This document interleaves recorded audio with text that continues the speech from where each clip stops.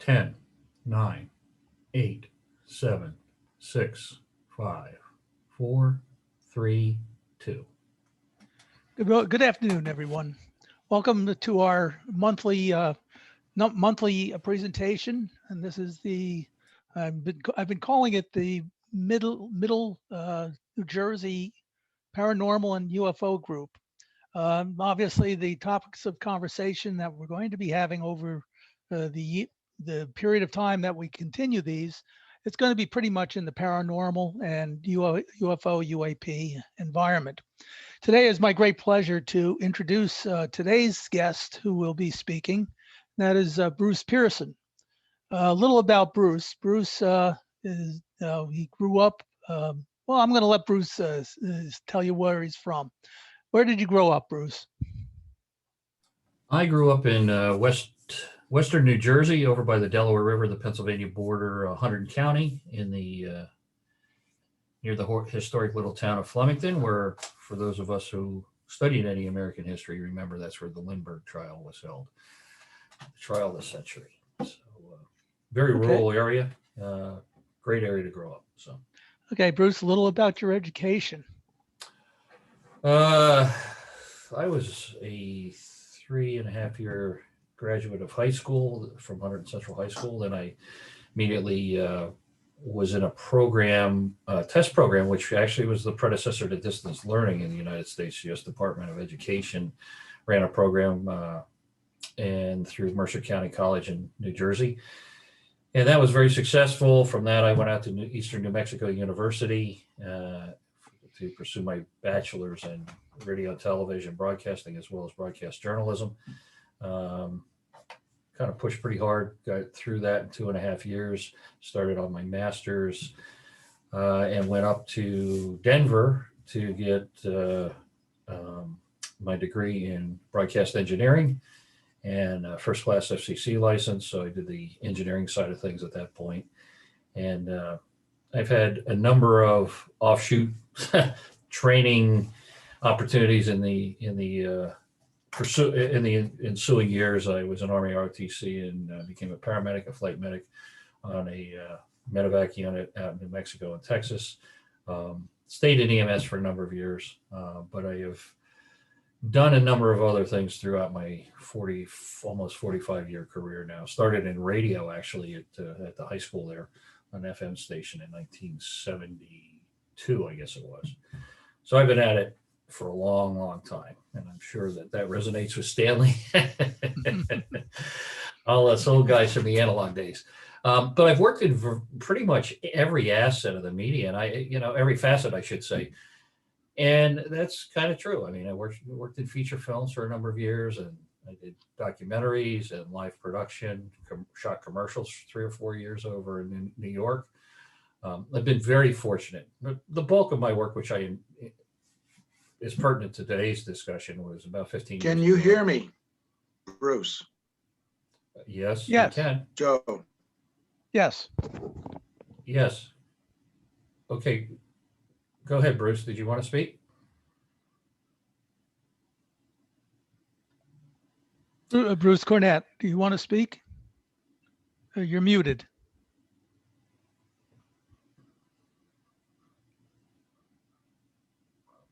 Okay, Bruce, here's All right. Why don't you go on? Keep on.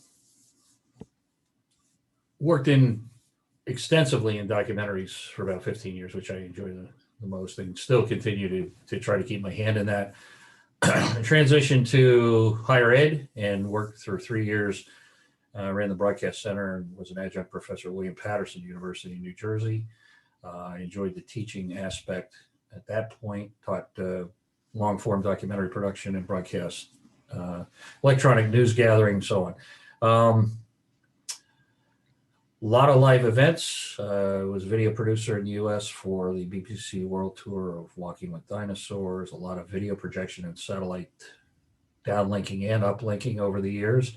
Everything from Seventh-day Adventist tour to the Amway tour, the Ford Dealer Network, the Chrysler Dealer Network, Republican Democratic National Conventions, some concert series. So suffice it to say, as well as my work in front of the camera with a lot of the shows that, believe it or not, that are on now, I've been able to, I guess they're hard up for talent. They've been on a number of the shows over the years. And I still do a couple of radio shows a week and try to keep my hand in it. But concurrent with my pay the bills jobs, I've always been involved with investigations. My first non-PBS broadcast news job was as a weekend anchor down in Roswell 2 years before anybody ever heard of Roswell. 75 and 76, it was before Berliner and, Stanton Friedman and some of the other folks that wrote the books and broke the story. I was approached one night. It's a very long story, but perhaps we'll get into that later. But that's kind of like, along with a lot of corporate stuff. I really have had a mix of just about everything in the media. So. Okay, Bruce. Now, also for the folks in the audience there, you did live in Clinton, right? Right outside of Highbridge. Yeah, I lived right around the corner from Metzger's property. As a matter of fact, I lived in Highbridge also, and his property is right on the corner of Route 31 and 513. And everybody knows who the Mengers are. The Mengers. They had the original contact with the aliens. Best known was Thor, Val Thor. Yeah. So Bruce lived right around the corner from where Val Thor made his grand appearance in Highbridge. Yeah, a little farm right there. Also, Bruce, obviously you have a great interest in UFO, UAP phenomena, and you've probably had as many experiences as many folks have over the years. Would you care to elaborate? Especially this one story you mentioned to me was took place there, I guess, down in New Mexico. Maybe you can touch on. Yes, there was two things that launched me into my interest into UFO phenomena. And the first was, as I said, I was hired as a weekend anchor, late night anchor at the CBS affiliate down there. And it was, I took it only for exposure. I mean, I think I was making $7 an hour and getting 4 hours pay, but I was driving 96 miles from Portales down to Roswell and then had to do a quick turn and come back to KMTY radio, which plays a part in this story. Back in Clovis, and KMTY FM was the only 100,000 watt FM in the country at that time. So one night after, there's a huge truck plaza there. That's a transportation hub there in Roswell, the Phillips 66 truck plaza. And I was sitting there getting my blue plate special because I had to rocket back up to Clovis and work all night. I was on the 1 to 6 overnight, Fridays and Saturday nights in Clovis. So I had about a 100-mile ride, which was made at warp speed on most weekends, and get the blue plate special, get their mashed potatoes and meatloaf. And one night, all of a sudden, a very well-dressed cowboy comes up next to me and goes, "Hey, can I interrupt you for a second?" "Sure." He goes, "You're the guy from the news?" I said, "Yeah." He said, "How come you guys," and I'll never forget this discussion, "how come you guys never did a story on the flying saucer?" And he didn't call it a UFO. That wasn't used back then as terminology. I said, how come you guys have never done a story on the flying saucer that crashed out here after the war? And, I'm in broadcast journalism up at the university. I never heard anything about, neither did anybody else really at that point outside of, the Roswell immediate area. The story had not broken in any way, shape, or form. And so I said, we got us a drunk cowboy here. So I said, I'm a 21-year-old kid from New Jersey, so I wasn't too restrained. So I said, flying saucer? And he goes, "Yeah, it crashed out here in 47. He told the whole world about it. And I'll never forget how he worded it. And he said, the next day they told us all to shut up. So we did. I said, they told everybody to shut up. And that was the wrong thing to say. He got very angry very quickly. And he gave me a peace of mind. He goes, "Listen, son, you're just a kid. You don't know what it was like. The 509 bomb, you just got done, whipping," and I won't use the terminology he used, but he wasn't real complimentary about the Germans or the Japanese at that point. And he said, back then you either worked at the air base or you had a family member or friend that did. And we were bearing down the barrel probably of the Russians. So if you were told to shut up, you did it. You didn't ask questions. I said, well, that's nice. I said, I've never heard anything about it up at the university. I'm in broadcasting journalism. And he said, well, I'll make you a deal. You do a story on this and I'll get you people that'll talk on camera. You might have to hide their faces and so on. I said, well, wait, stop right there. Okay.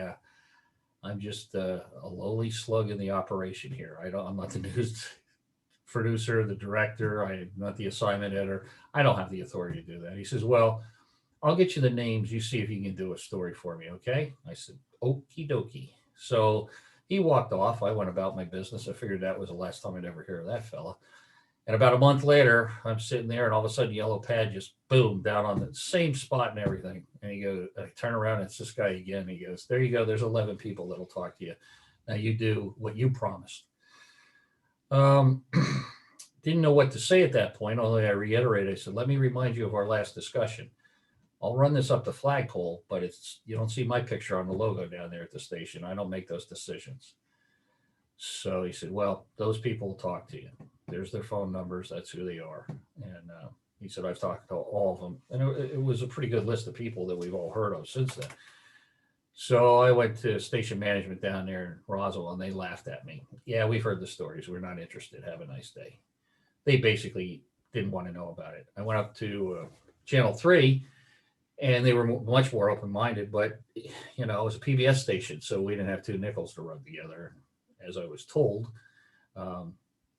We don't have any budget for documentaries, but if you want to take a tape recorder and go record some interviews, we'll take a look at it and see if we can scrounge up some money. So I did exactly that with the little portable, little $6 Sony tape recorder and the little stick mic. And I did a number of interviews on cassette tapes. We really didn't have anything but 16 millimeter for film at that point.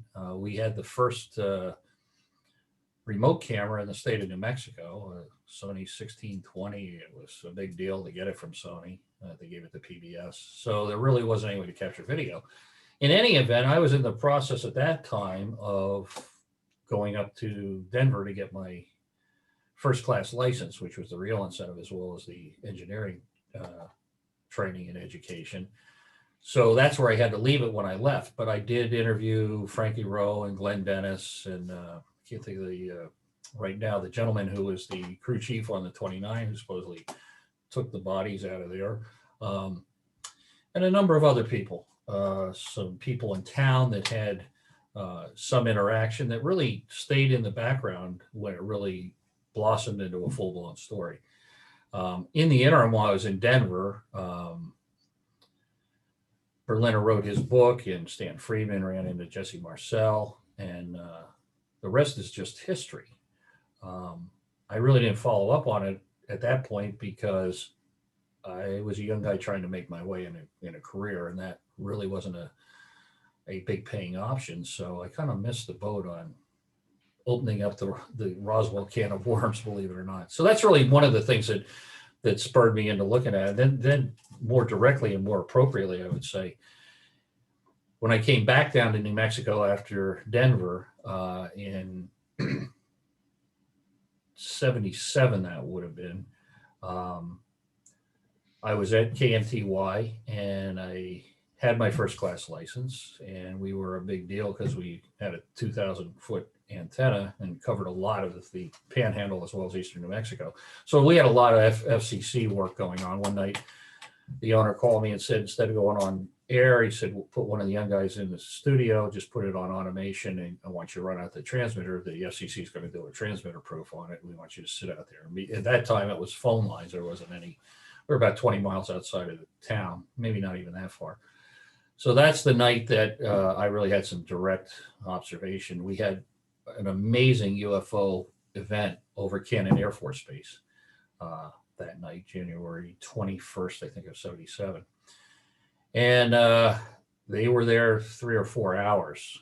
I was very good friends with a lot of guys on the base for two reasons. I was doing the overnight Friday and Saturday, and all the guys on duty would call me and do requests. So I got to know a lot of the same people who call in. But I also was involved with, working on my pilot's license. I was in the Civil Air Patrol. I knew the wing commander out there, and I was a frequent visitor out at the base. they scrambled the F-111s. So Cannon was an F-111 base, and they scrambled two of them, and it was a bit of a joke watching them because they were on full afterburners, but it was basically looked like somebody creeping through a parking lot following somebody on a ninja motorcycle. So they would get close and the things would instantly spring to the other side of the sky. I mean, almost instantaneously. And that went on. And then there was a group of about 6 of them that would gather up in a circle and spin around and, almost like some type of show. And after about an hour, with the F-111s chasing around like a dog with a broken leg, they landed. And I found out subsequent to that, talking to the wing commander and one of the guys that was on the flight line, that all of the power on the flight line had gone out that night during the incident. That pretty much freaked them out, except the diesel engines on the trucks. Like the diesel trucks kept running, but all the lighting and auxiliary, all the power went down. Their communications went down. And that was rather disturbing. So as it turned out, about a week later, a bunch of light towers that you would see like in a railroad yard, these huge light towers came down. They apparently, from what I heard, they got them from a SAC base or someplace up north, northern tier. And I was out there about 10 or 15 years ago for an alumni award event, and they were still lighting up the flight line with those light towers at that point. So they were pretty concerned. And the wing commander had told me in confidence, obviously, that, they had radar tapes of them doing 3,000 miles an hour, making 90-degree turns. And he said, we have the radar tapes to show it. They come up to a hover. He said, this wasn't Russian technology or black ops. At that time, there wasn't any terminology of that nature, but he said, this wasn't stuff that we were working on because it just defies our physics. And we have no propulsion systems that could do that either. So the same old thing that we all know, but it was very well documented. I mean, they had Texas state troopers following these things. When I called back to the station after they originally called me from the transmitter site, the kid on the board said, hey, are you seeing something over Cannon? I said, yeah, I'm watching them right now. He said, the board's going off. I'm getting a million calls because everybody's saying there's stuff in the sky, unexplained lights and so forth. They didn't call them UFOs back then, but they said there's something that's weird in the sky over Cannon. The interesting thing is that this was carried in the papers and in Albuquerque and in the cities around it. So it wasn't like this was an isolated unknown incident. It was very well documented. It died down as they always did back then. And ironically, about at the 20th anniversary of that, which would have been 97, I got a call from the station in Albuquerque. It was still a viable story. The following day, I grabbed a friend of mine. I was working as a stringer for United Press at that point, or Associated, I forget, it was United Press, I believe. And so I had a nice Nikon camera and a couple lenses. So got permission to go up on the Hotel Clovis with a tripod. I grabbed all the 1600 speed Tri-X that I could find, and myself and another guy went up there to freeze our buns off the next night before I went into work. And I actually got permission not to be on duty the next night. I said, look, I need the night off, and they put somebody else on. So I spent most of the next night, and I took a ton of pictures. I processed the pictures. I got a couple that actually came out, but if you can imagine, on a 400 millimeter telephoto lens in the middle of the night trying to get something whipping around the sky, a little rough. Anyway, the one that really came out turned out to be, as phony looking as any other UFO picture. In my opinion, it looked like a platinum brushed hubcap, but it was a classic design and with a black background. I printed it. Wrote on the back of it, what it was, what camera, what film, so on, like I always used to do with photos for news stories. So you had some reference that you could go back on. And about,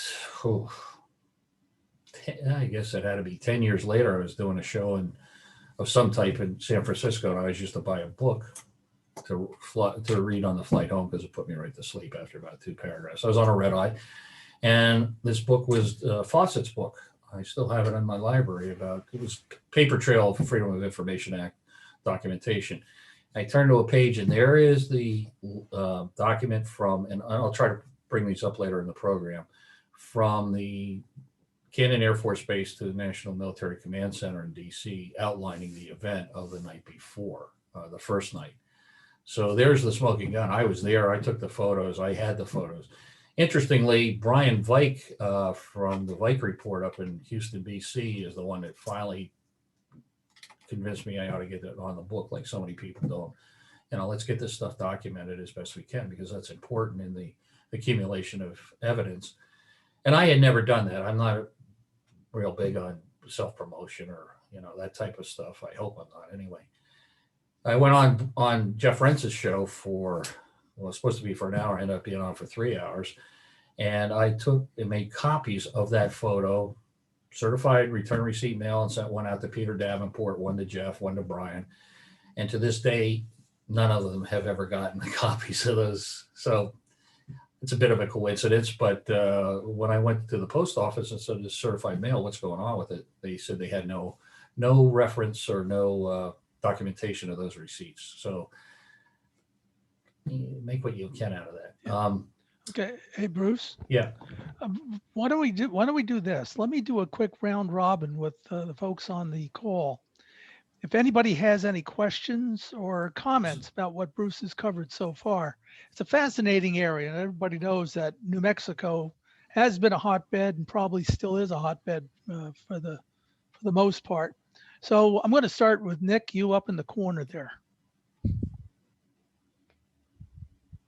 Nope. You're still muted. You're muted. Here we go. There we go.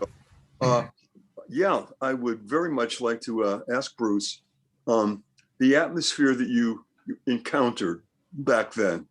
Wow. I mean, I'm not surprised about that, but that's a lot of blockage, a lot of doors closed. We don't want to hear about it. We don't want to know about it, which I find amazingly surprising considering news people. Now, put that in relationship to what you are seeing today in 2021. What is the differences that you're perceiving as far as the whole subject of UFOs and ETs? How has that changed, in your opinion? Well, I thank you for asking that question, because Joe and I had talked about this. I think that that's a very, very fascinating facet of what's going on here. And of course, all of this it's worth everything you're paying for it. This is my observation, but I'm coming up on, half a century of working with this stuff. And it's, to my mind, it's a moving target. However, I can tell you that there is a dramatic difference in the general public from the absolute ridicule and derision and insults that we were subject to back in the 70s and 80s to the general public's acceptance of the reality, the nuts and bolts scientific, whether it's multidimensional, whether it has it's very esoteric, or whether it's physical pieces of equipment and living or sentient beings traveling around the universe. So I have seen a dramatic change, which I think it really accelerated in the last 10 or 15 years. And if you look, and it's interesting because of my background in the military and in public relations, understanding the mindset of the military to some extent.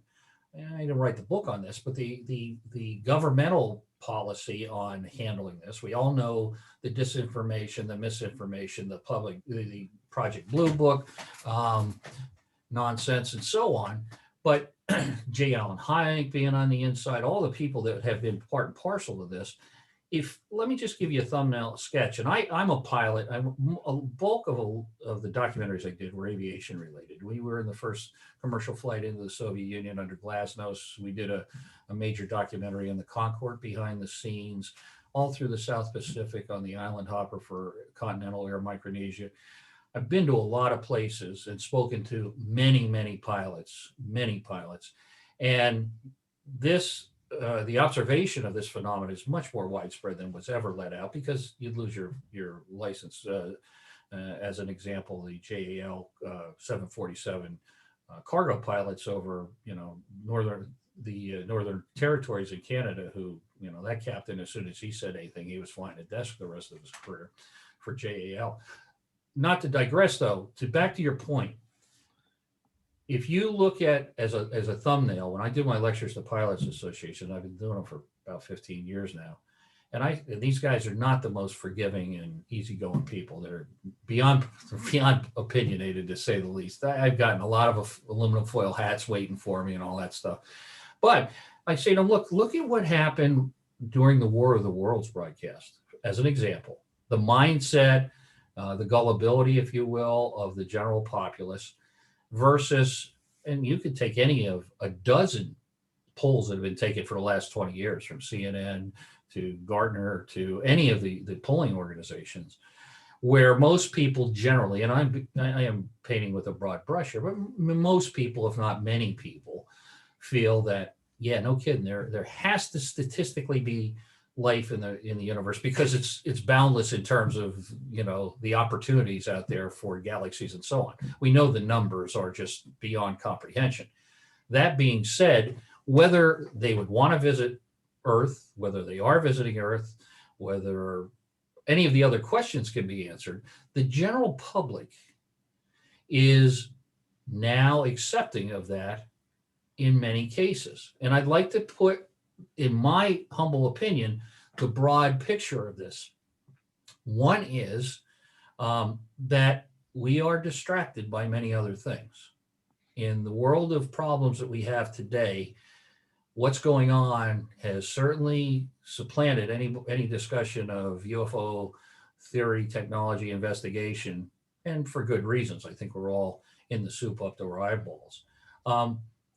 But also, if you can have and I hate to use the term because it's been beat to death, of a disclosure, as in the Tic Tac UFOs, which were Fravor, Lieutenant Commander Fravor has come forward. He's the pilot. It's this is legitimate Pentagon release, whether it's disinformation or valid or whatever.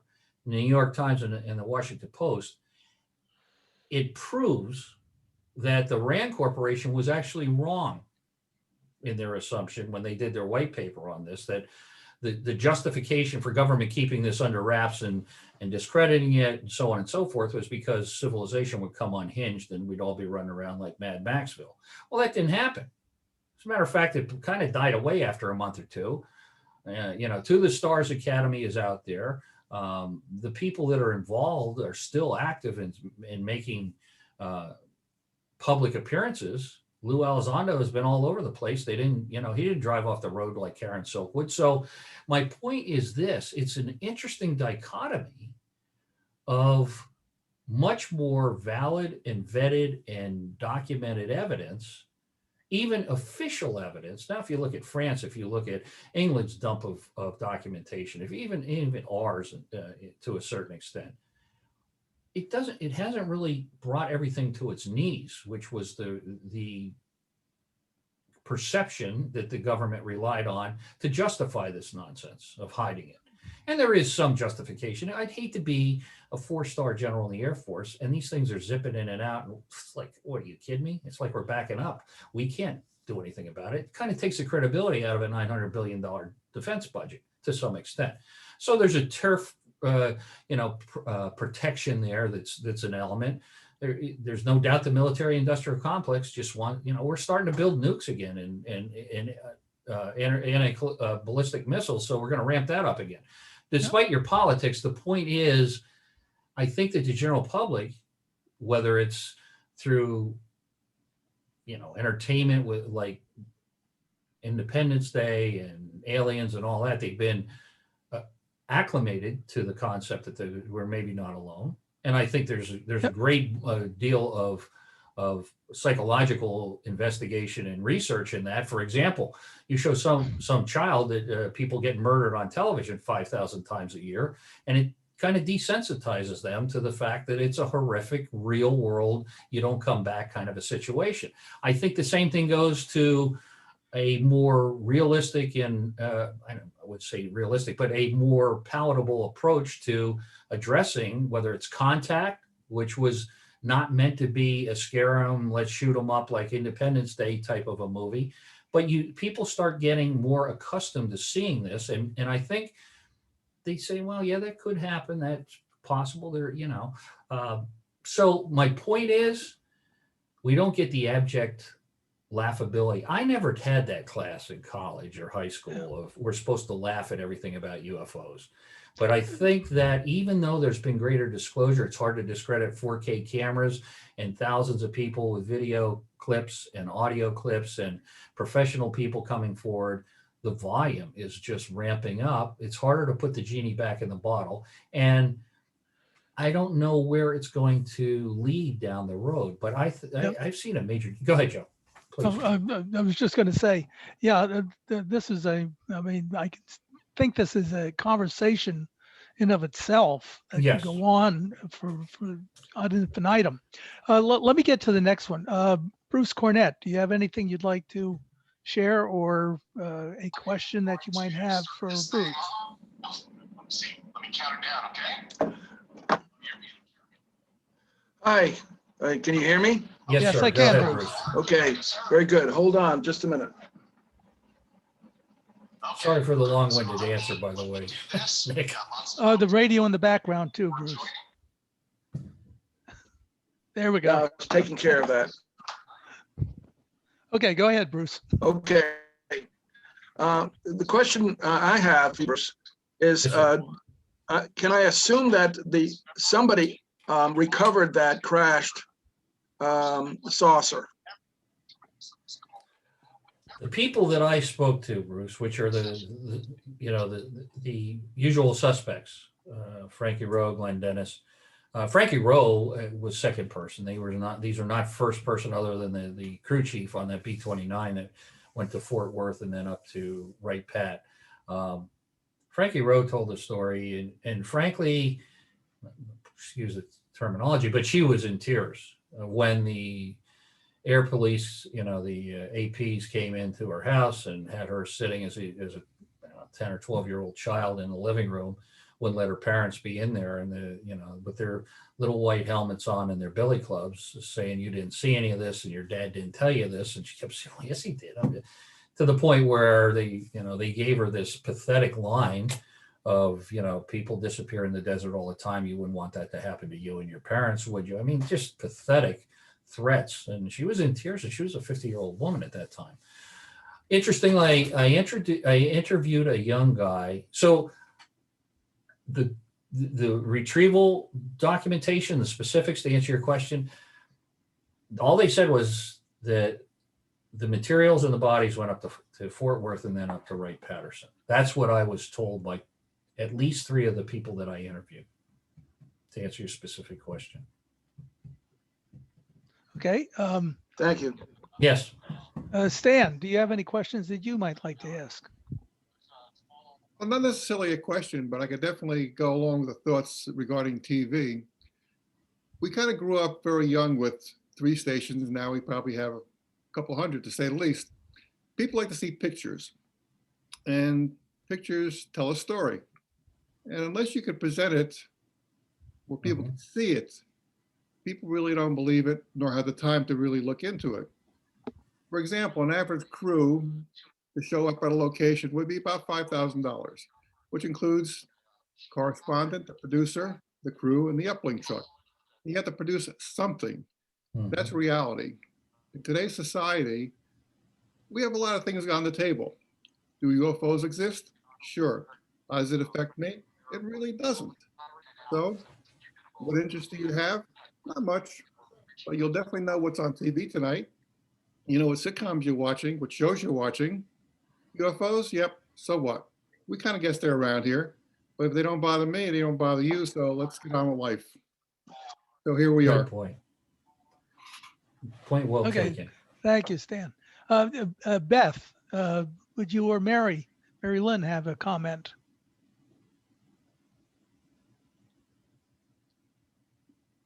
Beth? Okay, there you are. Have any comments? Okay, you have to unmute yourself.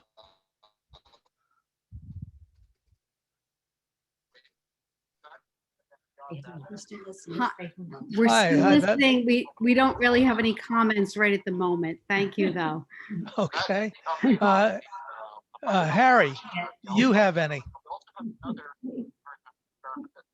Nick, is Harry there? Mark Hanson's ARV, and I showed this to David. He actually showed it to his dad when his dad put this live. You're muted.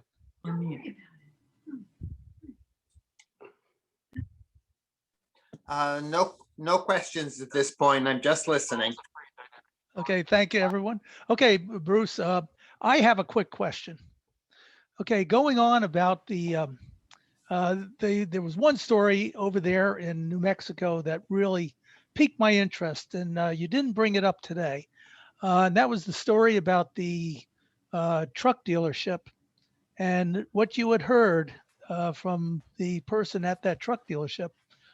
Bruce Cornett, you might want to take notes on this one. Yeah, this is Hey, more thank of you. a very recent, and it's funny if I may share this with you. I've run into stuff every couple of years in my career. It's just been very bizarre. And I mean, it's happened a number of times, not just once. And here's an incident of it. About 6 years ago now, I was contracted to, I have a CDL. I did sports for 12 years, and occasionally I'd have to drive the trucks for the semis, the B units or whatever. Occasionally they'd hit me up for that. So I got hired to run a Jumbotron, which is a huge truck mounted screen, daylight screen, HD screen, out from Quakertown, Pennsylvania, not far from where I am now. Yes, to the Rose Bowl in Pasadena. So it's crazy. So I hopped in this truck and drove all the way across North America, nice road trip, for a 2-hour tailgate party in the parking lot at the Rose Bowl. And then I drove back to Phoenix. And the reason I'm telling you a story, it's the background of how I ended up in El Paso. Back to Phoenix to do the Cactus Bowl on Interstate 10, I guess it was, coming through New Mexico. And I had trouble with the truck with the regenerative system on the, they actually had a catalytic converter on this diesel. So I needed a place to work on to have the computer reset on the truck. It was a Saturday. I actually stayed with my sister who lives in Las Cruces, and Rush Truck Centers is a big Peterbilt dealer, truck repair place, multi brands. Set up a Monday morning service call at 7:30 at this Rush Truck dealership right off Interstate 10 in El Paso. I go in and bring the truck in Monday morning, and I'm wandering around because I'm just curious to see from the days when I used to drive part-time how beautiful these new tractors are. I mean, they're like motorhomes on wheels. So I'm climbing up and looking in the new trucks, and the guy who walks out and he goes, "Oh, you're interested in buying a truck?" Nah, not so much. I'm just looking at him. So he said, "Well, come on in and get a cup of coffee." I said, "Yeah, I'm here for service. We're trying to get on the road." This guy brings me into his office, asks me what I do, and he says, "That's a unique truck." I explained to him. He goes, "Oh," he says, "I got to talk to you." He says, "You're just the guy I want to meet." So I go in his office. He's a sales, I don't know if he's the head salesman. He's a sales guy for Peterbilt and Kenworth there. And he brings me in the office and begins to tell me a story how he grew up. His dad was in the Army, and they were at Holloman, where my oldest younger sister works, my little sister. Holloman Air Force Base, and how his dad was on this emergency response team. I said, "Really? What kind of things did he do?" He said, "Well, come to find out, when I got a little older, he was in this UFO crash retrieval team." I'm like, okay, I'm a little skeptical, but the guy was very credible. He came across very intelligent and credible. He says, "No, I'll show you." He says, he says, "I've been trying to find somebody I could trust to tell this to, because if I tell it to the local stations down here, they'll just blow me off. They don't want to know about it." But he says, "I got a lot of documentation." So he goes, "Let me show you something. For example, do you know there's still missile silos at Holloman?" I said, "Well, I didn't know that there were to begin with, and not that I'm that versant on it." He goes, "Yeah, let me show you this." So he pulls up on his computer in his office a Google map of Holloman. You could do this. And he goes, "Let me show you the ball field." He says, "What do you see that's weird?" And you could see the concentric rings around the infield and the outfield. He goes, "That's the top of the missile silos. Those are not insignificant." He says, "Yeah, there's still missile silos there." So my dad used to take me down there and show me around. I said, "Well, how would he get to take a kid down there?" That was my first question. And he said, I don't know, but we went down the stairs. I'll show you exactly where the entrance of it was. He also took me out in the desert one time because we were on the road and he had a phone, a radio in his car, and he was called and he had to respond. And we went to this hidden facility out at the end of a dirt road, way out of town. And he said, we drove into this place. It was like an end of a dead canyon wall. And the door came up and it was painted to look like, the canyon wall. We drove in, we went downstairs. And there's a couple rooms down there full of black and white TV monitors and some file cabinets. And he said that was one of their contact facilities. Now, this is getting a little bizarre, on a Monday morning, but he also had pictures of, it told in detail how his dad had a separate room in the house that was full of uniforms from military organizations and countries all over the world. And he would get a call and he would bolt into that room, grab a uniform, put it on, and him and his mother would drive him out to the base. And he said it looked just like that scene from Close Encounters where they're loading up, the C-130s and everybody's taking off. And he said, look, this happened frequently. And I asked my dad, what he did when I got old enough to understand. And he said, well, there's stuff that falls, from the sky and crashes, or whether it's meteorites or satellite parts, or sometimes stuff we don't know what it is. And I'm on the team that has to go figure out what it is, whether it's Russian or us or who knows what. And he said, what do you mean by who knows what? He said, well, there's stuff that's not from this planet sometimes that we do. And there's a station like this in a cornfield out in Florida. He said, I can remember him telling me that. And there's one up in the north, and these teams are on call 24/7. That's why I have to disappear. He elaborated how he would go, his father would go on one of these trips, and they wouldn't know how long he was going to be gone, where he was, obviously. But he would, if he could, he would call back, collect, and we're all old enough to remember those days. He would call his mom, collect, and ask for himself. And his mother would say, no, he's not here right now. And he'd hang up the phone. And that was their clue, their key, their code to know that he was all right wherever he was. He did bring back one time from Morocco or someplace in Libya a carved box for this gentleman as a gift. And he said, yeah, that's one time where he knew where he was, because he said, well, this came from Timbuktu or whatever. It was a mahogany carved box. After he died, he had a lot of stuff that he had collected they had moved off base. They were living in Alamogordo, and it was all in the attic upstairs. And shortly after he died, they had a fire in the attic, ironically. And he said the thing that was really creepy about it was that the Alamogordo Fire Department didn't show up, but the base fire department did. Now, it didn't burn the house down, but it destroyed everything. And it's all his father's memorabilia that he told him he was keeping for his son. And they never determined the cause of the fire. It wasn't electrical. They wouldn't give him an answer for it. The fire marshal came in because they had, but he was off base, and the base fire department came, but the Alamogordo Fire Department didn't come. So he wanted to tell the story, and I did forward it to Linda Howe, and she said she had trouble getting hold of him. But I mean, this guy was anxious to tell the story, and I have to tell you, after a couple hours of listening to him, I felt there was enough there that he was credible, and he brought enough detail to it that it certainly warranted following up on. And I did contact him a couple of years later. I could probably try to get him again. I had lost my notes on that, but when I called the truck center down there, they knew who he was and put me right in touch with him. And he said he reached out to Linda, but had not had a response. And I spoke to Linda last year when the Travel Channel flew me up to Alaska for a new series. And she said that she had tried to contact with him, but somehow the wires got crossed. So that's that interesting story. Very bizarre, but yeah, Bruce, I just noticed, I think Frank Chili might be on. Frank, is that you at the 609 telephone number? And you are muted.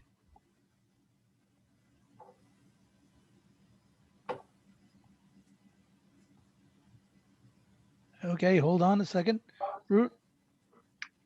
Yes. Bruce, is that, no, not Bruce, I'm sorry, Frank Chili, is that you out there? 609 phone number. It's not George, is it? Is that George's phone number, perhaps? It might be George. George, is that you? Okay, well, I hear something. Yeah, Bruce, you want to speak? You want to put some input in, Bruce Cornett? Yes, Bruce, go ahead. Go ahead. sir. I was just curious, did you give the name of that person at the truck stop near El Paso? No, because I don't know where I put my notes again. I have to go dig them up by calling the dealership again. Okay, And so forgive me without having, and I apologize for that because that's the biggest blunder one Was can he- make is not having the detail. So I apologize. I don't have that with me today. was he the owner No. or just a worker at the truck He, stop? he was in the sales department. I believe he was the sales manager for, yeah. And frankly, anybody, I'm sure the guy was such a friendly guy. I'm sure if you look Rush Truck Center, RUSH in El Paso, and you just get online and say, hey, I'm trying to talk with somebody. The way I introduced myself when I called him back to reconnect with him was, I know his dad was in the Army. He was up at Holloman Air Force Base. And the guys knew it was a small enough place. Bliss. Yeah, Fort Bliss. No, he was at Holloman Air Force Base. The Army? Oh, He was in the Army Air Force originally. oh, back then. Okay. Yeah, Gotcha. and then he went, I guess, the Air Force when they actually transitioned.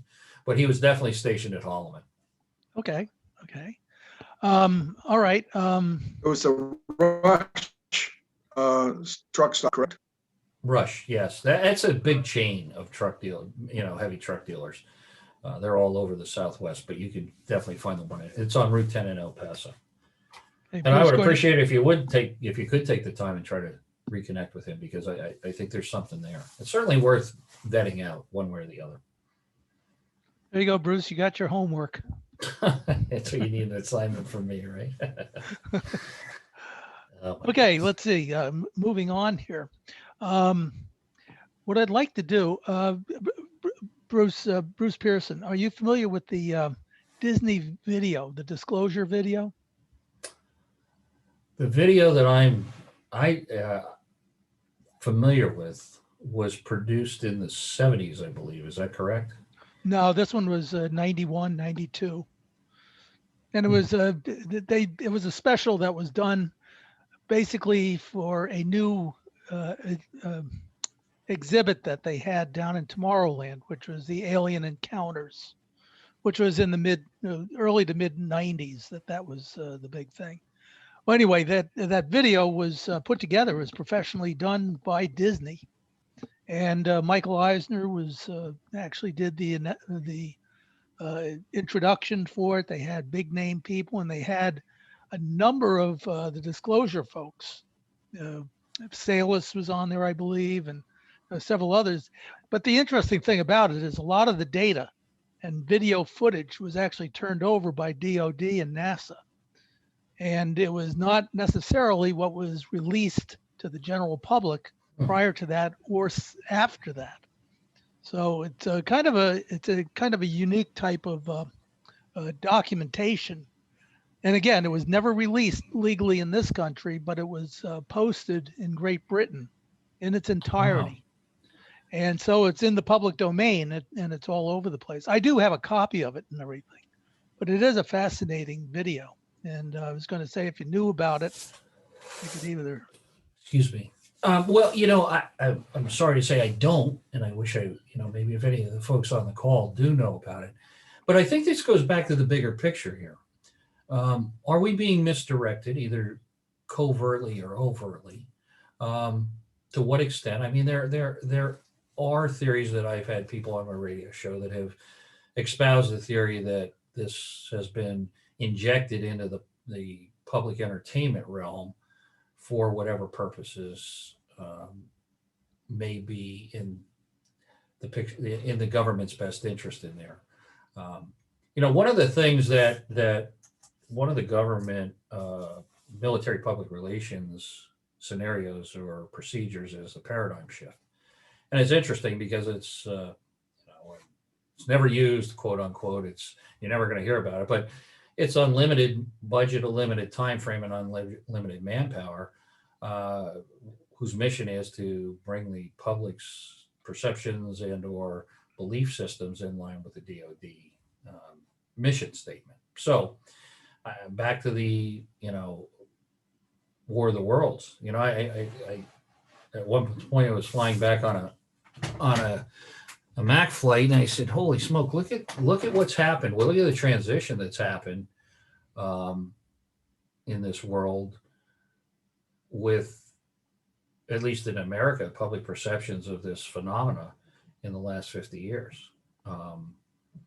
We know that it's kind of it's been disclosed that the very terminology of conspiracy theory, which discredits by its very name the concept, because, well, it's just a theory, and we know for a fact that given half a dozen cases where the theories have been fact, that these were not conspiracy theories when they turn into factual events, whether it was the Gulf of Tonkin incident or Iran Contra and all. Many things, the weapons of mass destruction, which to this day have never been produced, so on and so forth. So, whether it's the Liberty being attacked, by MiGs and these false flag operations are utilized by our various alphabet soup organizations, if you will, to further the agenda and the missions of the government, the whomever. So is it not possible that you could enlist Disney? I mean, sure you would. I mean, they had Frank Capra making obvious propaganda movies in World War II. This is part of the parcel of, some of the missions of, I was at one point assigned to the Coast Guard motion picture and TV unit in Petaluma, in California, and their job was get Coast Guard boats in a positive setting and in public, entertainment shows. I don't know that's necessarily all bad, but I can tell you that it's a moving target. And I think it's hard to get a handle on how could you possibly say what you will, think what you will, and there's no editorial comment in this at all. But I was just blown away by the 91 press conference at the National Press Club, where Dr. Greer had everybody from our friend George Filer to Michael Salas to a gentleman from the FAA, and on and on, people of high credibility. They had all the world's, newscaster, they had cameras lined up back there like the, was at the NAB convention of the Sony booth. Stan knows what I'm talking about. Whatever happened to it? So it's hard to get traction on that. And to me, if you listen to that, and I know that's gone in a different direction now with Dr. Greer, but how can you discredit the validity, the documentation, the credibility of the witnesses? It's mind-boggling. I spent 3 years in one of my George Plimpton episodes of my career with RCA Americom, and we worked extensively with NASA. We put the equipment together in the Earth stations for the STS video project, which finally became NASA television.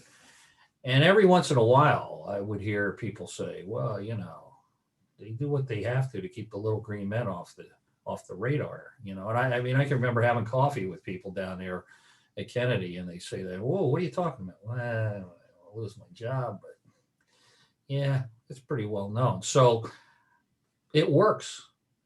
And go ahead. Yeah, go ahead, Nick. You got it, Nick. Just wanted to make a comment. You mentioned, Joe, about the earlier Disney take on UFOs, and I'm just recommending, just for the content of what they were saying then, to take a look at that one also. I think that would be very interesting, is to see that, and then to see where the Disney people, through the government and their contacts, went then with the story. It would just be an interesting thing to take a look at. Oh, that's the one from the 70s that Bruce Pearson mentioned. The contrast between the approach and the spin on it. It's interesting.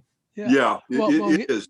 It's amazing the journey that they're doing and what was approved then, and then what's approved at that time further on, and then what's being said now. as you guys know, recently the government released videos saying, well, yeah, we don't know what they are. They're not from here. I just fell off my chair. They're not from here. What else do you need to hear? Thank you. Game, set, match. Right, along with every other ufologist saying, are we hearing this correctly? Are they, after all these years of no, and now they're saying, well, yes, you're right. I mean, I was just blown away with that. If I may follow up on that, because I think this is another aspect that is very fascinating in the macro view of this. And this goes back to the paradigm shift. Let's look at no, discredit. And then just because you're hearing it from me doesn't mean you have to take it as gospel. I encourage people to think for themselves. And that's one of the things, knowing from working in K through 12 as a substitute, not that that's the end all be all, but also 3 years as an adjunct. We don't teach discernment and critical thinking and how to analyze a problem. So let's go back, if you will, and I don't want to give you a long dissertation, but look at the change from back in the 80s. And we all got laid off the day the Challenger that blew up. But look at the change in NASA. Oh, there's no life anywhere in the universe. It's all just a bunch of frozen rocks, blah, blah, blah, blah, blah. And how they started to come around over the years. Might be a little water on Mars. Might be some atmosphere. They colored they put filters on the cameras and made it look like it was all brown dust like the Southwest. And in fact, there's seasonal changes in green that appears. That's been documented. Look at this, and Joe and I talked about this. There's an amazing hour documentary right now that's either on Netflix or about the fact that the moon cannot exist as a natural object for so many reasons.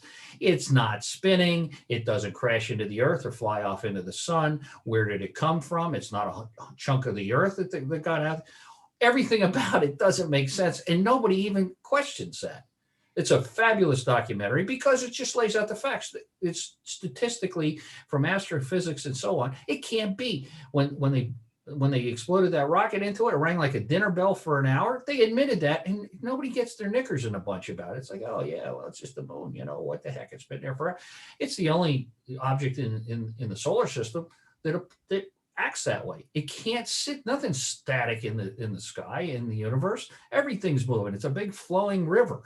So, but do you see this? And Richard C. Hoagland's been beating this drum for years about NASA may be part of this assimilation, this softening, this change in paradigm, this acceptance level. Give you another example. Agree with me or don't. You certainly don't take it gospel just because it's coming from me more than anybody else. Hey, why does the Vatican have the most powerful terrestrial telescope in the world? Are they looking, and with all due respect, and I'm being flippant, are they looking for Jesus to come back? What are they doing? What are the Jesuits doing running it? And secondly, when the Vatican came out and said, yeah, we don't have a problem with life elsewhere in the universe, we'll try to baptize them too. Now, I'm being flippant and arrogant here, and forgive me, I don't mean to be disrespectful. But the fact of the matter is that you cannot argue that this is not a change in the party line, if you will, on many levels. For them to tell, a couple billion practicing Christians and Catholics, it's okay, where in the past it was verboten. And I have a very good friend who has written a very good book, I think, and there's many books that have come on since the 25 years since he wrote it, on the continuity. If let's look at this, bringing in to the fold non-nuts and bolts people in this area of investigation, that being the religious people, the historical, cultural people, the myths and mythology, the Hopis saying the Kachina dolls are the Space Brothers that came down to, the fact that every major religion talks about the flood. Robert Schoch's investigations would show that whether it was a coronal mass discharge or a meteorite or whatever, we kind of melted the ice caps in a period of days at one point. Michael Cremo talking about hidden archaeology. All of this stuff, I think, should not be siloed and looked at separate and apart from this, because I think that whether it's the Nephilim or the Watchers or any of these other elements from the Bible that talk about the possibility that we should at least have an open mind that we were colonized here.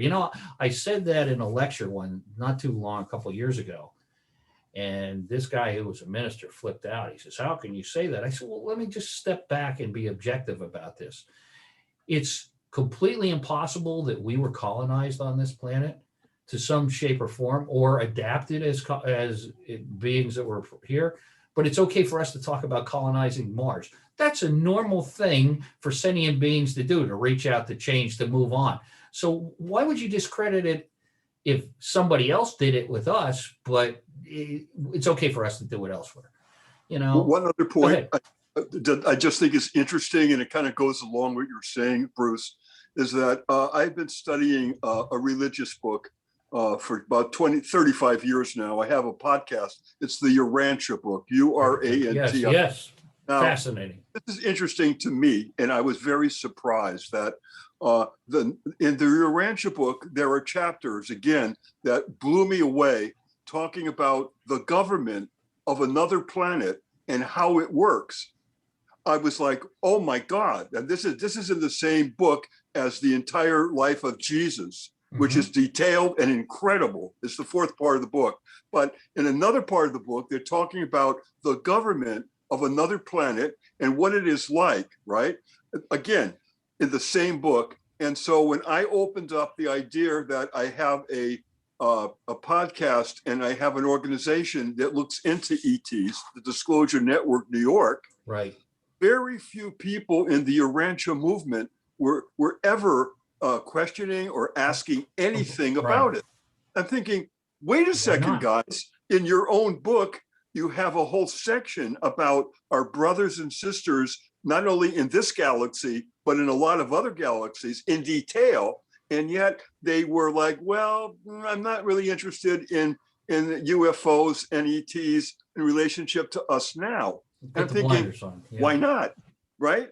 Absolutely. It still makes me wonder why that block is there, that is from people you'd think would embrace the subject. I just wanted to comment on that. The other folks are welcome to comment, but I think that that's spot on. I'll give you another example that I think is so glaring and so obvious. If you've read the Vimanas and stuff, they talk about in great detail. They have diagrams of the flying craft from other galaxies and the wars that were fought over in the skies over the Earth. Now, this is a 5,000-year-old document. Either these people were pretty damn creative and should have been working for Disney, or there may be something to it.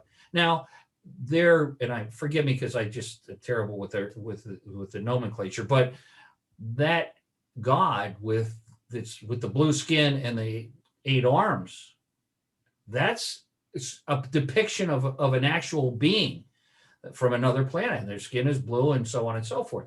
Now, I'm not asking people when I talk to them to believe anything, but there's no doubt about the Council of Nicaea took the idea of reincarnation out of the catechism. That was chucked out because it didn't fit the political aims of the day. And these are control mechanisms as much as they are guidance for how to live these religions. The apocryphal books, the Book of Enoch, how do you explain a lot of the things that have been brought out by Bible scholars about, well, the original, the original Greek, the Vulgate Bible, which was before it was started translating, and our friend King James had to rewrite it to get everything squared away, and also that the Romans had to bring a lot of pagan into it and so forth to try to bring everybody in the fold and consolidate power. I think that I'll give you another factual point that I point out to people, and I don't say I have the answer that they have to buy any of this, and I'm not giving you editorial comment. How do you explain Rh negative? Science can't explain that. How do you explain that? It doesn't make sense. It's not possible with our understanding of, if you understand blood technology and so forth. So there are many, many things in terms of historical and mythological, if you will, to use, I think, a derogatory term, but that should be at least considered in terms of the nuts and bolts. And I think that we don't do that. And I think that perhaps there is some connection there. And I'd like to hear your opinions on that, Joe. You can, Yeah, Bruce, let me check with Bruce Cornett. Bruce, do you have any thoughts on where we've taken the conversation? You are muted.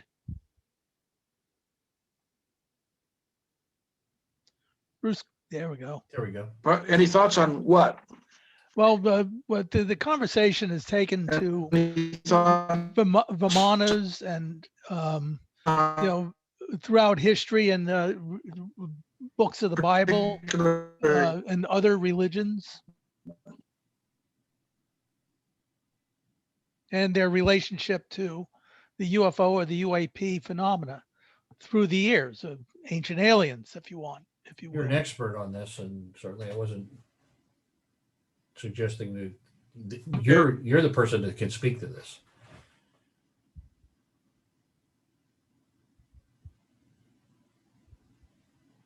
We may Bruce, have are you speaking? you might have a bandwidth issue. Oh, okay.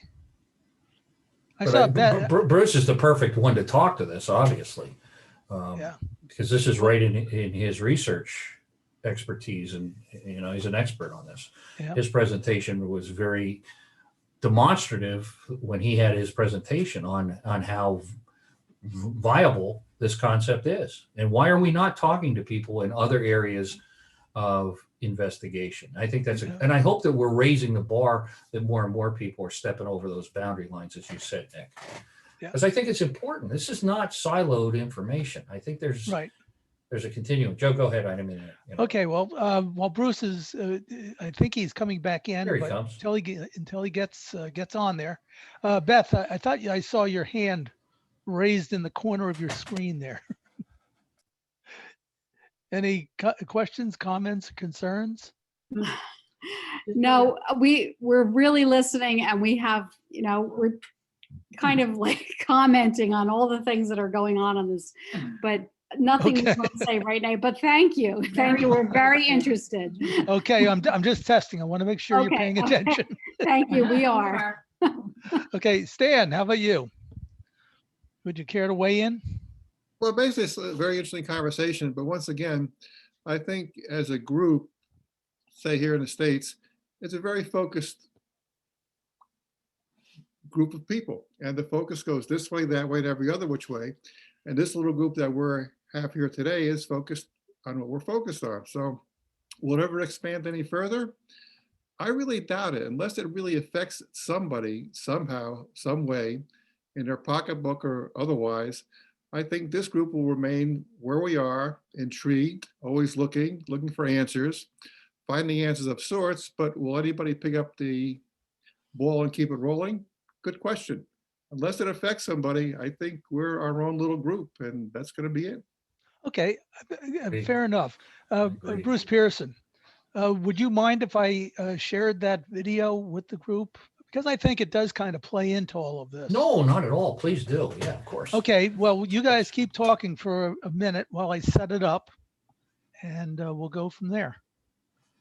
One thing that's just interesting to me is that look at the story of Jesus, and then look at the version of superhero Superman, and look at the story of Superman and try to make some parallels, and you'll be surprised at what you find. Right. Interesting. Yep. I don't know if anybody's done that, but No. just take a look at that dynamic and see what you're thinking. Okay. All right, Interesting fair thought. enough. Thanks. Okay, I'm ready to roll it. Let's see if it shows. Let me know if you're seeing it. You're seeing it, CB. Did you hit share audio? Because we're not Yes. getting any audio. Do you see it? Yes, but we're not getting any audio.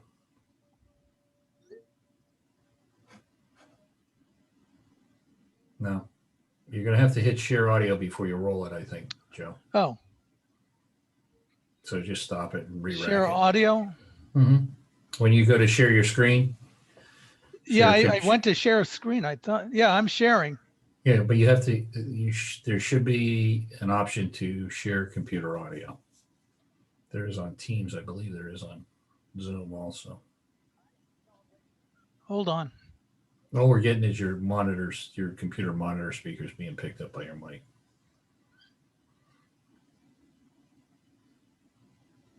That's shared. Okay. Just read a story, by the way, just as FYI, that a couple weeks ago, Disney's laying, I believe, 11,000 off. So Okay. there you go. Now this is a YouTube version. Yeah. That may be the problem. I may not be able to share a YouTube version. I don't know. We've been able to do it. Yeah, I've been. My day job. So did you? Okay. Let me see if I can get. If not, here's what you do: play it off your computer, take your headset mic, and put it next to the speaker. We'll MacGyver around it. Turn off the computer. No, don't turn it off. Just Oh, play it on the. Yeah. Oh, did you? No, hold on. And just take that mic and stick it by the speaker. We'll do a workaround. Stan, you're used to those kind of things, aren't you? Okay, Back in let's the try. analog days. I'll make it work.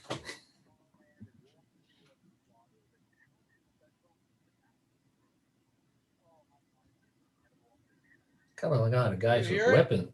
No, stick your mic right next to it. Turn that speaker up on a computer. Let her wail. It's not working, right? No, but put your mic next to that computer speaker, Joe. If you're hearing it in the room, No, I'm going to do I'm going to do something else. okay. Bruce, continue the conversation. Go ahead, moderate a little bit. Let me just play around. I have it offline, so. If Bruce Cornett could weigh in, because you're the one that's the expert in the field of archaeological facts and history, that would be great. But I'd also like to point out, and all the other issues that we have, until you're ready to unmute there, Bruce, the control mechanism that's inherent in research and archaeology, as well as many other fields in this country, because of the simple fact, again, of follow the money. If you don't follow the party line as an archaeologist, if you step outside the box, as Dr. Robert Schock will tell you, you get your head cut off. So when you say the Sphinx is 5,000 years older than what Zahi Hawass said it was, you're a bad boy, and they will cut you off at the knees. And this is kind of the bias. Let's go back to a lot of research that I've been doing in the last couple of years. People that have documented thousands of reports of giants in North America, the skulls, the pictures, the reports, even the diaries of Smithsonian archaeologists who were discredited. Well, they were misreading the tape measure. This is the kind of overt action that has been systemic for years in all facets of, look at you want to talk about nuts and bolts device? What about the Antikythera device? What about the nut and bolt that were taken out of a coal face 300 feet below ground up in Wilkes-Barre 100 years ago? What about the machine gears that came out of a diamond mine 3,000 feet down or thereabouts, forgive the specifics, in South Africa? Come on. How do you explain? Okay, I'm open. You explain it. I don't know. I'm not saying it. Explain that to me. Things like we were told that oil was made from dead ferns and leaves and dying dinosaurs. Well, all right. So how does that explain the oil being 18,000 feet down? That's a lot of dead leaves building up. I think that the abiotic oil theory, and I'm not a chemical engineer. I mean, we were running out when I first got my license at 72. We were running out of oil. It was all over. There was we peak oil and all that nonsense, and they just keep coming up with it. So I'm not saying I have answers to this, but we're manipulated. We have to rethink everything that we were told, that we learned. Have to rethink the history. We have to rethink everything. There's nothing that we think we know for sure that can be 100% true. And that's a challenge. And it takes a lot of guts, really guts, to say, okay, I want the truth. I really do want the truth. And if it's something that shows that everything I believed in or was taught is not true, it takes a lot of guts to say, give me the truth. That's like one of the most powerful statements you can possibly make. I'll take the truth and just, I won't put any blocks up. I'm willing to forget what I was told or learned because it was false.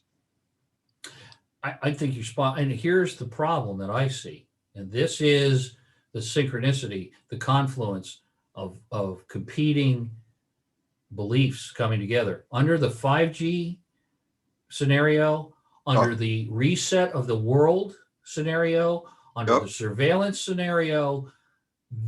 The last vestige of getting anything out and having a free discussion is what we're doing right now, by and large. And this is going to become harder and harder to do when they filter and they shut down people on social media. It's supposed to be an open exchange of ideas. And who's the gatekeeper on that? What I'm saying is, I think it's going to be, look, we have open discussion and immediate distribution of pictures, of ideas, of thoughts, and instead of letting them free flow, which has always been the thing that governments couldn't crack down. They could block at their borders, but they couldn't stop the internet. Internet 2 and 5G will go a long way to say that's not going to happen. And I think that goes against what you're saying. And, governments and individuals and businesses, we're all human failing. We have that same human failing of greed and control and turf protection. I don't know. I think I've been around long enough to say it's going to get harder and harder to do exactly what you suggested, Nick. I think it's not going to get easier.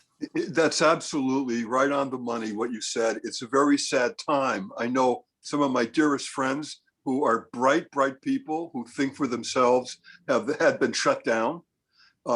Billionaires and the corporations that are controlling the social parameters of the internet are saying, no, you can't say that. Mm-hmm. A friend of mine called me and said, Nick, think twice before the things that you're saying, because you might start offending big people. Mm-hmm. I said, did you just say that? Is you really meant? He said, I'm saying for your own good, be careful. Now, for someone to say, and this is a woman who I like a lot, she's very bright, and for her to say to me, you better be careful now about the things you're publishing, even though they're true, because you don't want to offend someone because things may start happening to you. I mean, that's an actual conversation. What I never thought in my life I'd be hearing something like that as an American citizen. The chilling effect on journalism has ratcheted up to the point of not only you're going to lose your job, you're going to lose your income, you'll lose everything, and that is a world that we only thought was in science fiction. It's here. It's here right now. It's looking us right in the face, and there's a lot of examples of that. One of the reporters that still is on a major network, Fox, Tucker Carlson, which I think a great deal about of what absolutely. He said. When I came across him about a year ago, I went, "Oh my God, he's actually hitting the right points." I mean, considering what everything else is that ABC, NBC, CBS. And I look at those programs to see what they're saying. And you know what I said to some people recently? Take what they're saying exactly, then turn it around 180 degrees, and you're going to get the truth. And people have come back to me and said, Nick, it's true what you just said. The things that they're hammering, turn it around. And other research says that what they're saying is exactly the opposite of what you should be doing. Think of that. Mainstream journalism is I'm embarrassed to say I was involved in it. When I started, we had 5 minutes at the end of the show. We put up the lower third that said editorial, and we would state, okay, I'm in the business. Here's what I think is the take on this. But it was clearly stated, this is just my opinion. This is separate and apart from the 5 Ws. But now it's not even biased. It's outwardly championing a point, a position. I've never heard, when I taught electronic news gathering, we would turn the video off and do a transcript and just bring out all the adjectives. What were they saying? What was and analyze the stories from the 3 networks. As Stanley pointed out, when we started, it was 3 networks. And if you were in a big city, you had a couple independents. And then you had PBS, which was lame as could be, because obviously they knew who was putting the food in their bowl. But that being said, Today, there's not even a sense of, it's one thing to have advocacy journalism. If you state that I have a point here and my documentary is designed to prove to your satisfaction that my point is valid and you should understand my point of view and accept it. There's none of that in the news anymore. Investigative journalism. Remember that? Investigative journalism. That's the good old days, right? It really is. I hate to say that, but it's true. Ask people far more credible and I think respectful in my mind, guys like Jeff Rense. I mean, that's why he left mainstream. And this is the last vestige of where you could look. And here again, it goes back to discernment. You need to be as skeptical and cautious of everything you hear on this medium as you do on broadcast. I mean, just like don't believe everything you read. Okay. The same. Go ahead, Joe. I was just going to say, speaking of Disneyland. Good. Okay, I think we're ready to go, and I think I figured out the sound. So here we go. Okay. Okay, hold on. There you go. You got it. Good to go. Okay.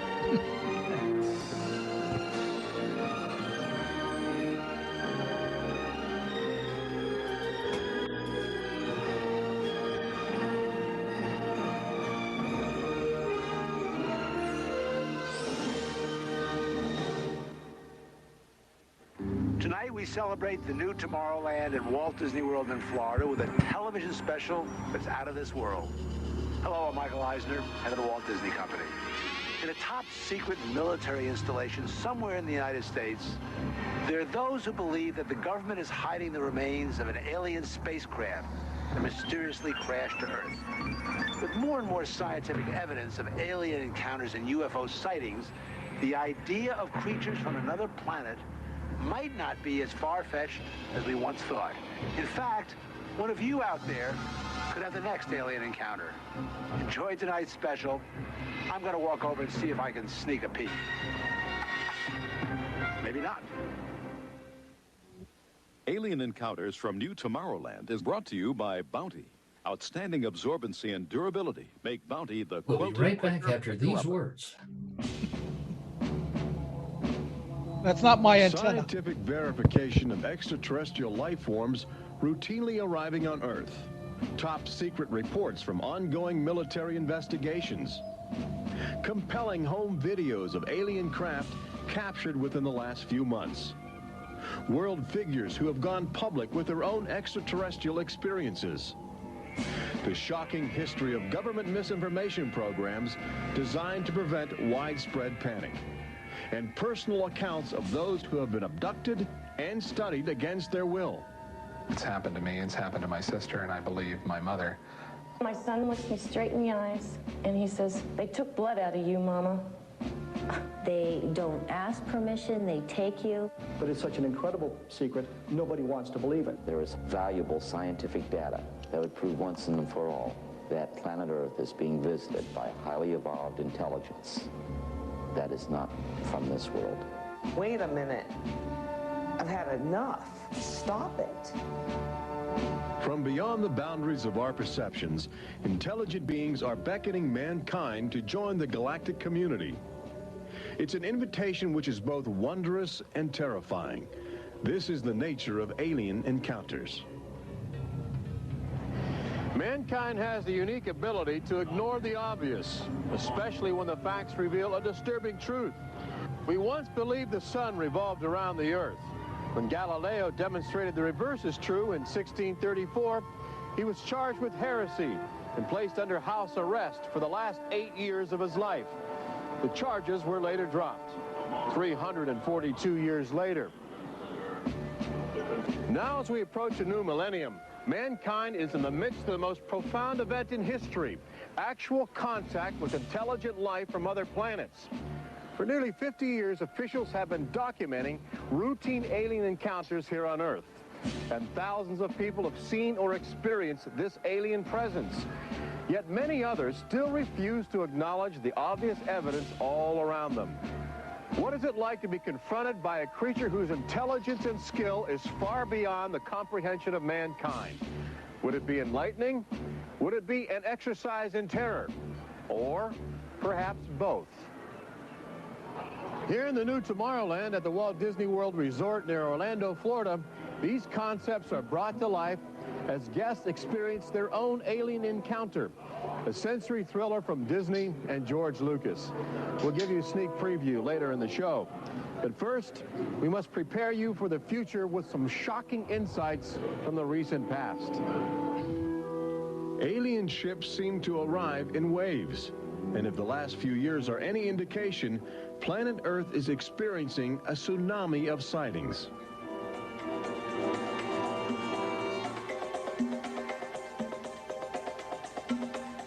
Mexico City, 1992.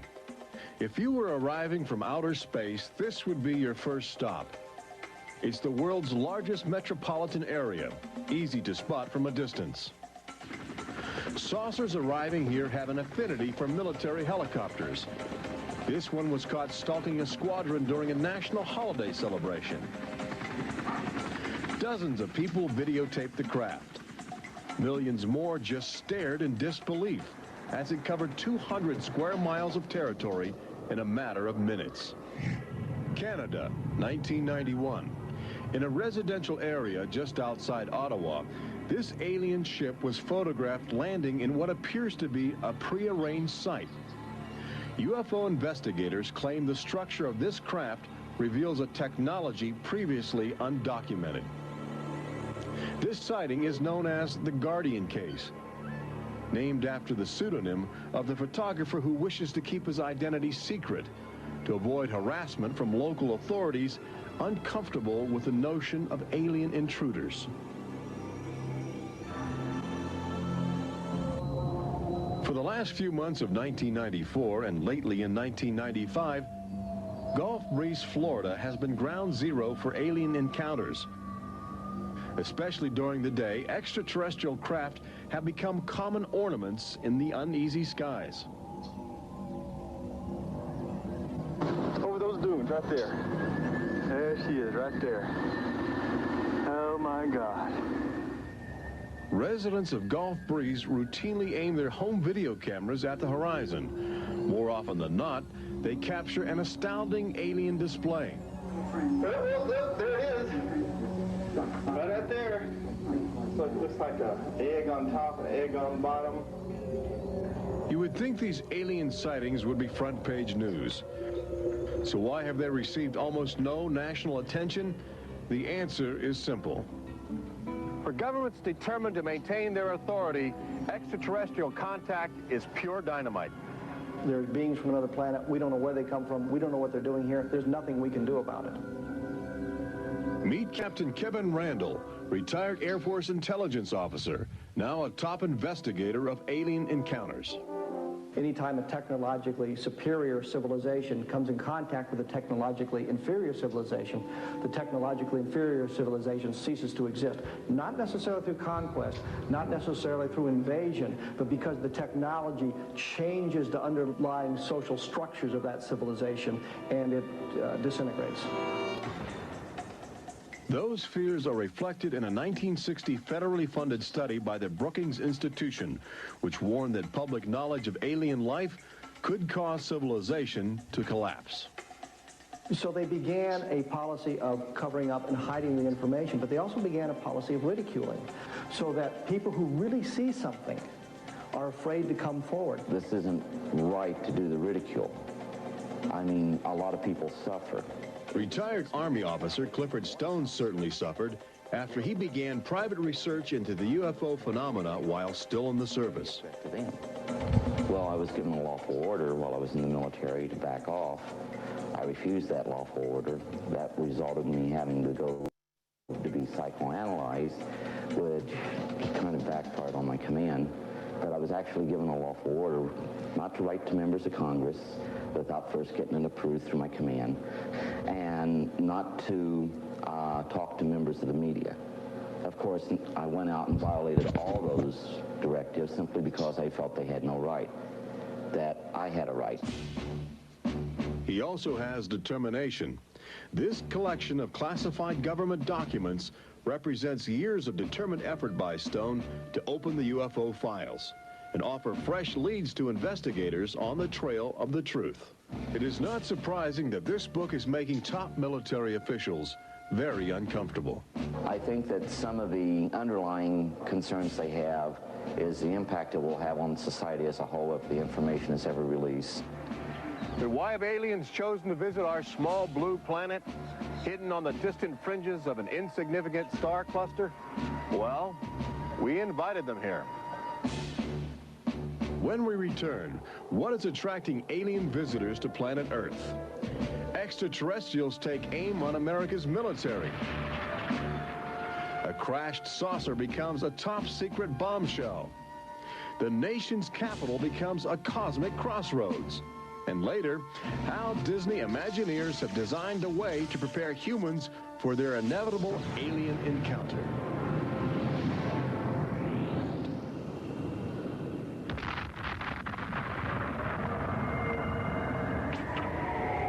And I looked, and behold, a whirlwind came out of the north, and a fire enfolding itself, and the brightness was about it.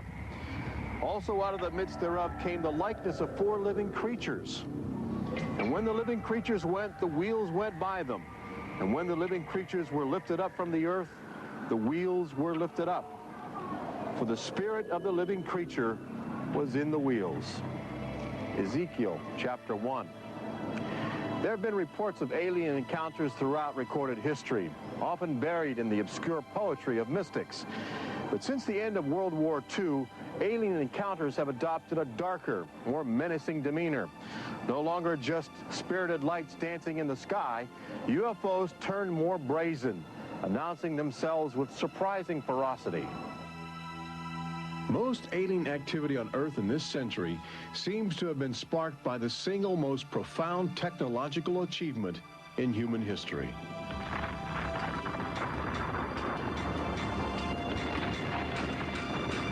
The atomic bomb did more than blow away every conventional notion of combat. It also saddled mankind with the awesome responsibility of life and death for the entire planet. But what the world didn't know in 1945 was that the atomic bomb's brilliant burst of energy would also be mankind's cosmic calling card, announcing to the universe that a technological society had evolved on a small blue planet in the backwaters of the stars.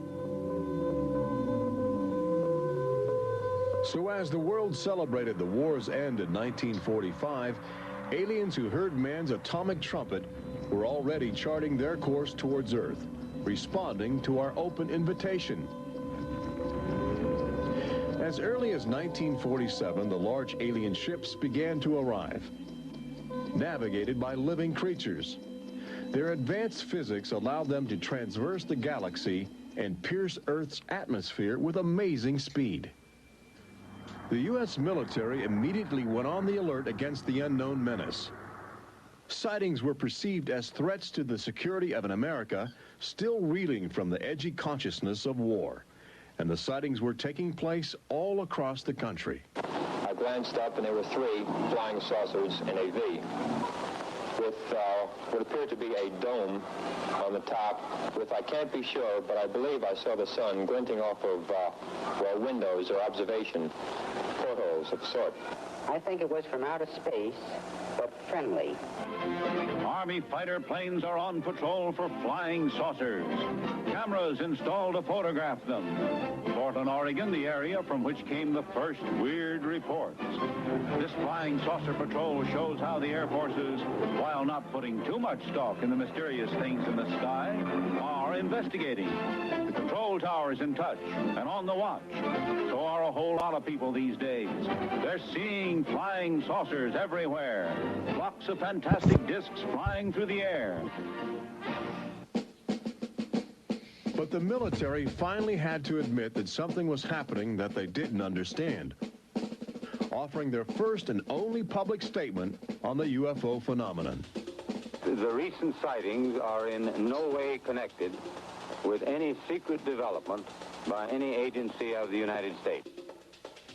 They weren't always called flying saucers. Some reports claim they resembled other household objects.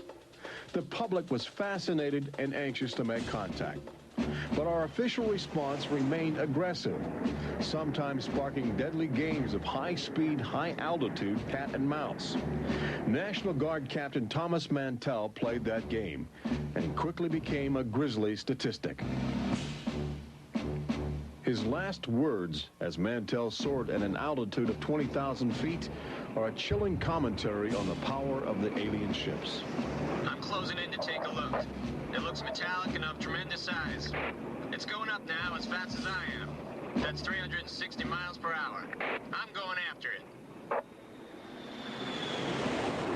Moments later, Captain Mantell's mission had ended. Occasionally, the tables were turned. More than one alien craft crashed and was recovered for secret U.S. military research. The most famous case took place in July of 1947, just outside the community of Roswell, New Mexico. Famous because local officials openly admitted they had retrieved an alien ship before their commanders instructed them to keep the story confidential. What you can't explain, they reasoned, you must deny. July of 1947, the Army Air Forces at Roswell announced we had captured a flying saucer. You can say our government announced in July of 1947 they had a flying saucer. 3 hours later, they announced, no, it's merely a weather balloon. The officers at Roswell made a mistake. But our government has come forward and said, yes, we had a flying saucer. Then they took it back. Any one of your viewers can go back to the newspapers on July 8th, July 9th of 1947, and just front page headline after headline that the government had captured a flying saucer. Don Schmidt from the Center for UFO Studies in Chicago is convinced that the Roswell case is the linchpin in America's ongoing alien cover-up. We have over 550 witnesses. They were there. They handled the debris. They saw the craft. They saw the bodies. They handled the crew members of that craft. And invariably, they all say, this was not from this earth. This is the actual site where the Roswell saucer was discovered, along with the bodies of 3 extraterrestrial missionaries who didn't survive the collision. The debris and the dead were impounded and taken away for top-secret study, while a classified investigative committee called the Majestic 12 was organized by President Truman. And a government cover-up was initiated with a calculated disinformation campaign. The military, I know for a fact, has established what's called disinformation programs, officially sanctioned deception programs. This is covered by a regulation at Department of Defense level that's secret. This is the case with the unidentified flying objects. I cannot say that the Roswell incident was a cover-up, but I can certainly say that the government back then and today acted like it was a cover-up and has been subject to being accused of a cover-up. The flying saucer debris at Roswell was attributed to a downed weather balloon. There was no explanation for the alien body parts among the wreckage. Before long, other sightings were dismissed as optical illusions caused by electrified swamp gas, with elaborate demonstrations staged for newsreel cameras to back up the claim. But while the Pentagon refused to publicly admit aliens had arrived on Earth, their top-secret internal memos told a different story, even detailing the various ships and the creatures they had autopsied. Meanwhile, the American people fell in love with flying saucers, sensing something playful in their alien design. Before long, even the military seemed to fall under the trance of the UFOs. Government inventors began to mimic what they were seeing in the sky, in a strategy to stumble upon the secrets of advanced alien technology. These rare films chronicle those primitive efforts. At a symposium conducted by Princeton University, weird and wonderful flying machines developed for the Army go through their paces. The flying scooter, for instance, with only a 7-horsepower motor. Or this flying what have you. Just count your fingers after starting the fans.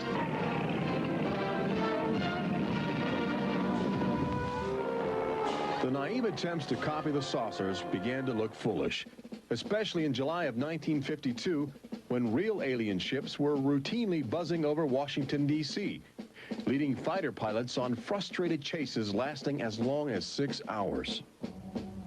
It was the first time since the War of 1812 that our nation's capital had been successfully invaded by a foreign power.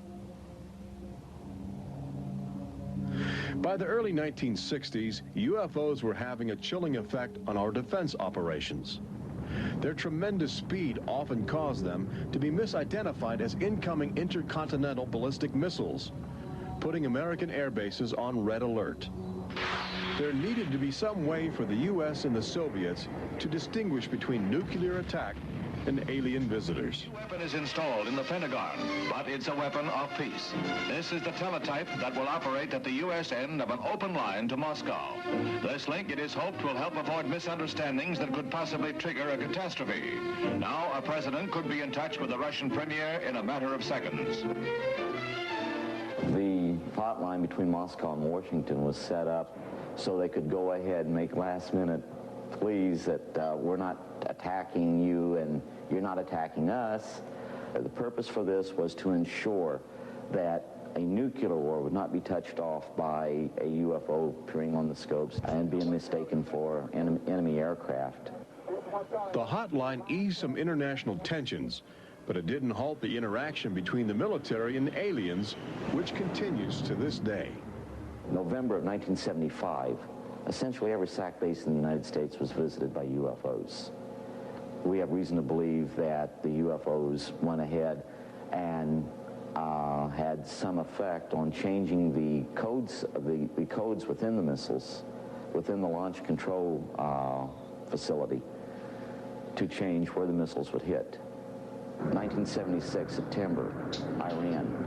2 F-4s tried to intercept a UFO and shoot upon the UFO. The weapon systems of the planes go dead.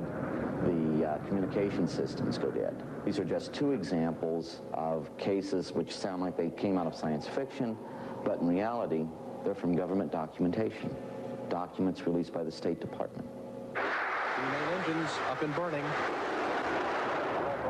September 1991. Space. Okay, I'm just going to stop this for a second here. This is the Space Shuttle mission STS-48. Probably most of you are familiar with the images of looks like a couple of objects. One looks like it's trying to shoot down the other. The reason I'm stopping this is that you're going to see on here a couple of the astronauts. The astronaut that has the red polo shirt or the golf shirt on is a guy named Mark Brown, Colonel Mark Brown. He was also my president and chief operations officer for the company that I worked for. And he's the one that I had a conversation with him about this event. So I'm going to let you look at it first, and then I'm going to mention what he said to me. Okay, so here we go. Shuttle Mission 48. Commander Clayton and his crew point their cameras at the planet's horizon for a live broadcast to Earth. Many viewers noticed an alien ship playfully cavorting around the shuttle at tremendous speeds. NASA still refuses to acknowledge the incident. But since that time, the space agency no longer allows public access to live unscrambled television signals from shuttle missions. Currently in 1994. Okay, just to kind of fill in and tell you what was actually said and what actually transpired. The mission, that particular mission, the sighting didn't last only a matter of seconds. According to Mark, it went on for over 20 minutes, and that the shuttle was in direct linkage with Houston Mission Control. They were giving instructions as to what to do, and he was the one that was told to grab the large camera that you saw in the image, go to a shuttle window, and video the objects as they flew past. And he said, quote, they were moving so fast you couldn't get a picture of them. You couldn't even see them. That's how fast they were moving. So the entire event lasted, like I said, 20 minutes. That means Mission Control was tracking these objects, maybe visually, even with their high definition cameras that they have on the ground, as well as, of course, radar. So that's an interesting thing. They still, to this day, have not acknowledged the actual event as it took place. Anyway, I'll continue on now. 1995, the Federal Emergency Management Agency trains personnel with a manual that suggests techniques in communicating with extraterrestrials encountered in the line of duty. This document is in marked contrast to a federal law passed by Congress in 1969, which makes it illegal for any American to have contact with an extraterrestrial, punishable by a $5,000 fine and a year in jail. Ironically, both documents were composed by a government which refuses to publicly admit that there is intelligent life on other planets. Indications are that government, military, and scientific leaders will soon release nearly a half-century of official documentation of ongoing alien encounters on Earth. Perhaps they feel it would be too embarrassing not to reveal the truth before the truth reveals itself. But these FBI files acquired through the Freedom of Information Act outline nearly 50 years of UFO reports investigated by federal agents all across America. Overwhelming evidence that something sinister is at work. But look carefully.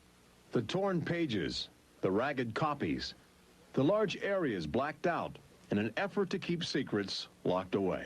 If we are keeping information, which I am certain we are, from the American public on unidentified flying objects, then we're wrong.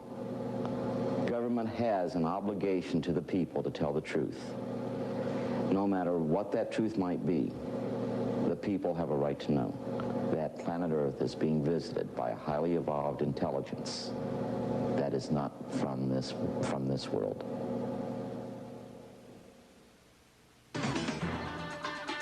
When we return, meet the people who have already... Okay, do we want to continue on? There's probably another 10 or 15 minutes, but if we can stop if you want, unless you want to see more.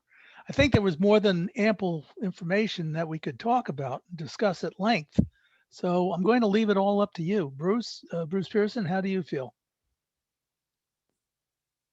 I think that it's just amazing to me how matter-of-factly they weren't couching anything in alleged or perhaps or we think, or I mean, this has been put together very matter-of-factly, if you will. So I don't think adding, unless the other folks want to watch it, but of course. And guess what? This just goes back to what I said. I think people, as I think Stanley, you know what? It's like, who cares what happens in the Straits of Hormuz? That doesn't affect me. Well, it will affect you when they stop flowing oil. You'll get the message real quickly. But generally, I think we are self-absorbed.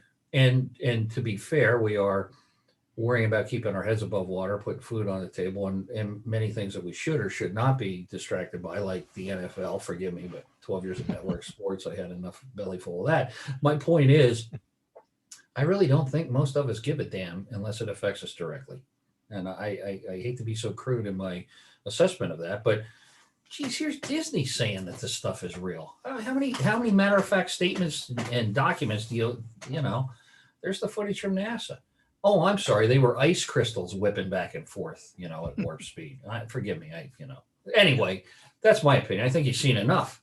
Didn't make any difference. I don't think it, this nonsense that we've heard for 50 years. Well, what if one of them lands on the White House lawn? What if they do? You guys are still going to be going to Starbucks and buying their coffee if they can with their mask on. So, yeah, so what? But geez, hey, how about that last field goal in the Super Bowl? That's all that matters to most Americans anymore. They don't care if the world is burning down around them. It's Nero. I'm fiddling while Rome burns. I really, as cynical as that sounds, I really think that that's, at least as Americans, that's where we are.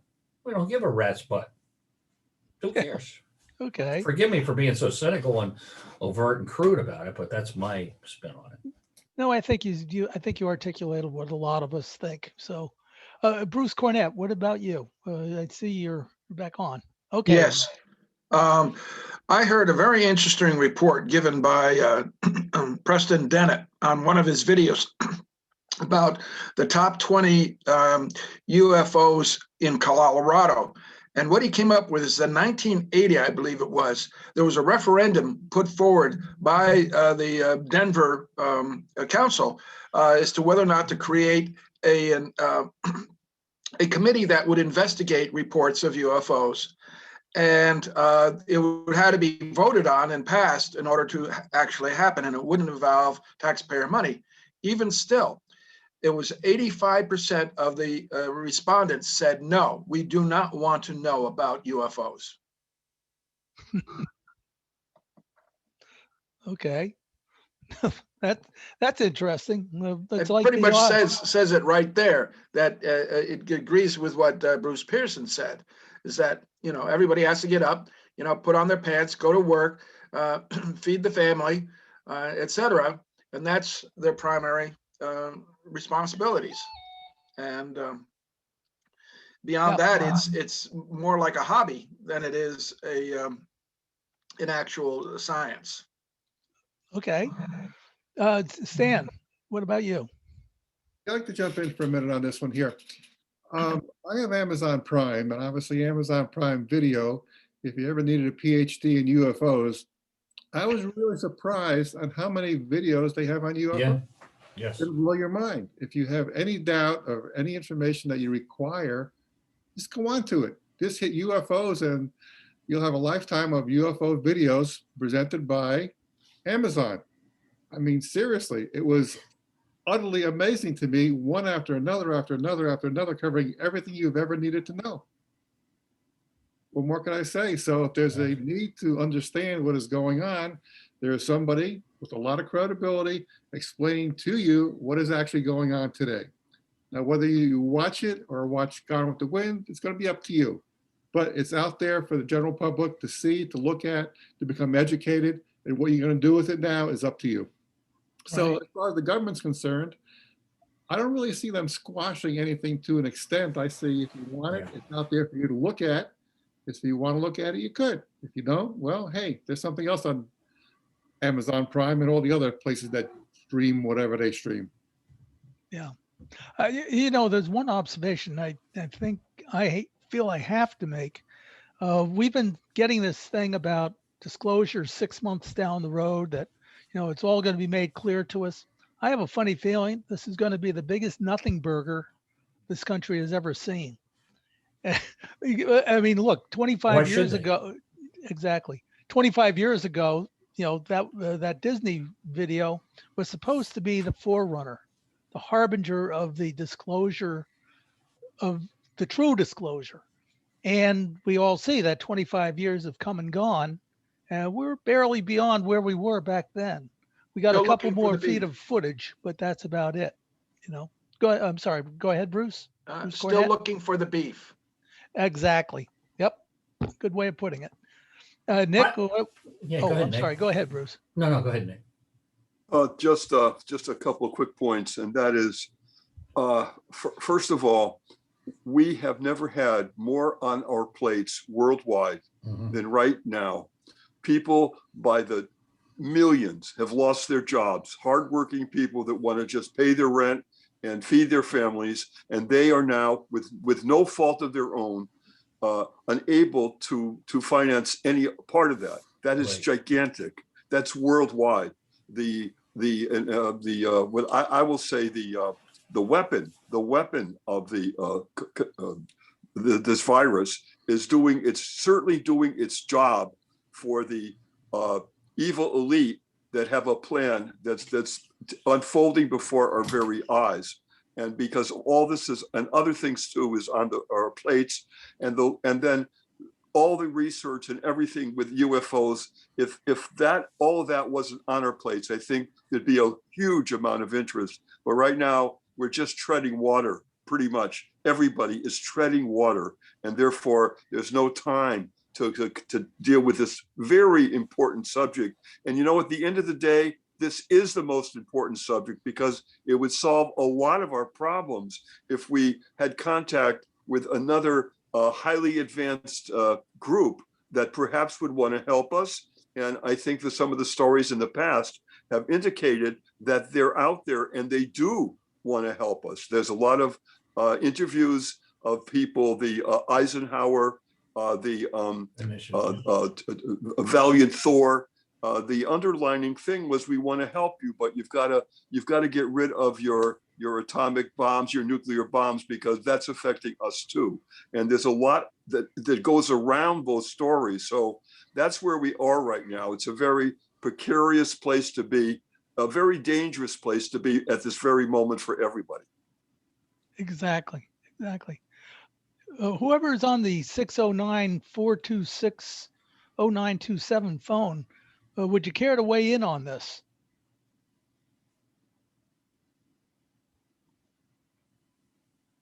That's the CIA line, I'm afraid. Yeah, might be. Okay. Well, let's give them a lot of entertainment then.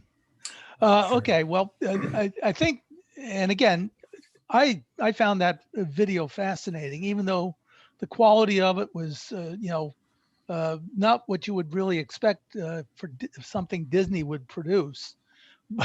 And the fact Right. that, but my question is, why didn't it get released in this country? It was yanked at the last minute, and a pirated copy is what was uploaded to the internet from Great Britain. So I think that's a fascinating point right there. The show that or the attraction that was actually there for about 5 or 6 years, 7 years maybe, and then they took that down. I went down and actually I wanted to see it when it first came out, so not knowing that the video was made. But it was just a kind of an interesting thing that if you stop and think about it, if the Department of Defense and NASA and whoever the powers that be wanted to disclose, Disney would have been the perfect mechanism, because Walt Disney was an asset going back to World War II. Absolutely. He was Joe? Yes, Bruce. I have a couple comments I'd like to make relative to your recent statements about Sure.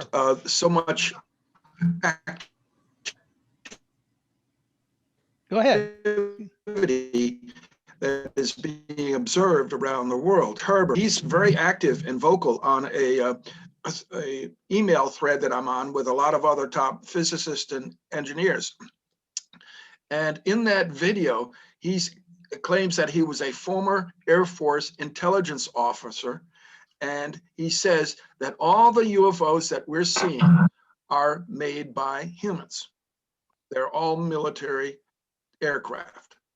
And I was just flabbergasted. I'd say, is this an attempt to knock down all of the sightings that people have been seeing and then to avoid a panic? That's an interesting point, because I think there's a lot of truth to it myself. And that goes back to something Frank Chili shared a while back. And it was basically, I call them horse blankets. It was a gigantic flow chart of a plan that I think it was Raytheon had going back to the early 60s or whatever, about how to get to the stars. And they did a very, very nice project management plan, what type of technologies needed to be developed, when they needed them, sequentially, what they needed to do. And the final takeaway was, I think it was,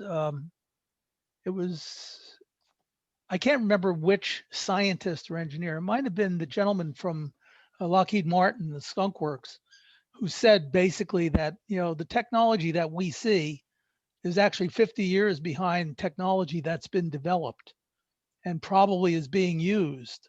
That also kind of goes along with the fact that they've reported that there are, and I have pictures of him, a guy named Ken Johnston has photographs. He was the curator of the Apollo photographs for NASA. And he actually got photographs out before they were modified. And they have tons of interesting things in them. And his book shows these pictures very clearly about structures on the moon. Now, you could argue the point, are they alien structures, or could they be something that we actually have put up there, maybe in conjunction with the aliens? But there are man-made or intelligently made structures on the moon, both the dark side as well as the other side. So, I mean, where are we? What we see and what we know about, I'm sure, is not anything close to what really is out there. Well, My final point about that, if I may, there last week, it was interesting engineering. They came out with an article about a vehicle that the Russians have developed, the Russian company developed. Yes. That has no propulsion, no visible means of propulsion. And it's very modern, but it looks almost exactly like the Tic Tac, much smaller. It's a Jetson runabout. Jetson runabout, exactly. So, I mean, if the Russians really do have this and they're going to show it at an air show, and obviously it doesn't mean anything unless you can demonstrate it. And if they do demonstrate it and does what they say it's going to do, which is fly up to 4,500 feet and reach a couple hundred miles an hour, but with a new form of propulsion, then you can sit there and say that those Tic Tacs that the Navy were playing around with very well may have been something that we have developed, or the Chinese have developed, or the Russians had developed. I call it the Russian take on Sputnik. it. Yeah, Russian Sputnik. Right. So everybody's doing it. You know, the question is who's got it first, or who has it unilaterally, because that's going to change the whole equation as to what's going to happen geopolitically. So anyway, it's an interesting point in time, like the Chinese curse goes, may you live in interesting times, and these are definitely interesting times. I'm sorry, I didn't mean to go on. So. Oh, not at all. I think it's a very good point taken. You know, I have pointed out in my lectures, if you do the research to follow on with that, Joe, that a couple of now we're approaching over $1 trillion in black budget, acknowledged black budget expenditures, does not only buy you gold toilet seats for Air Force aircraft. That is, it's impossible for me to imagine the development of whatever with that kind of expenditure over 40 or 50 years.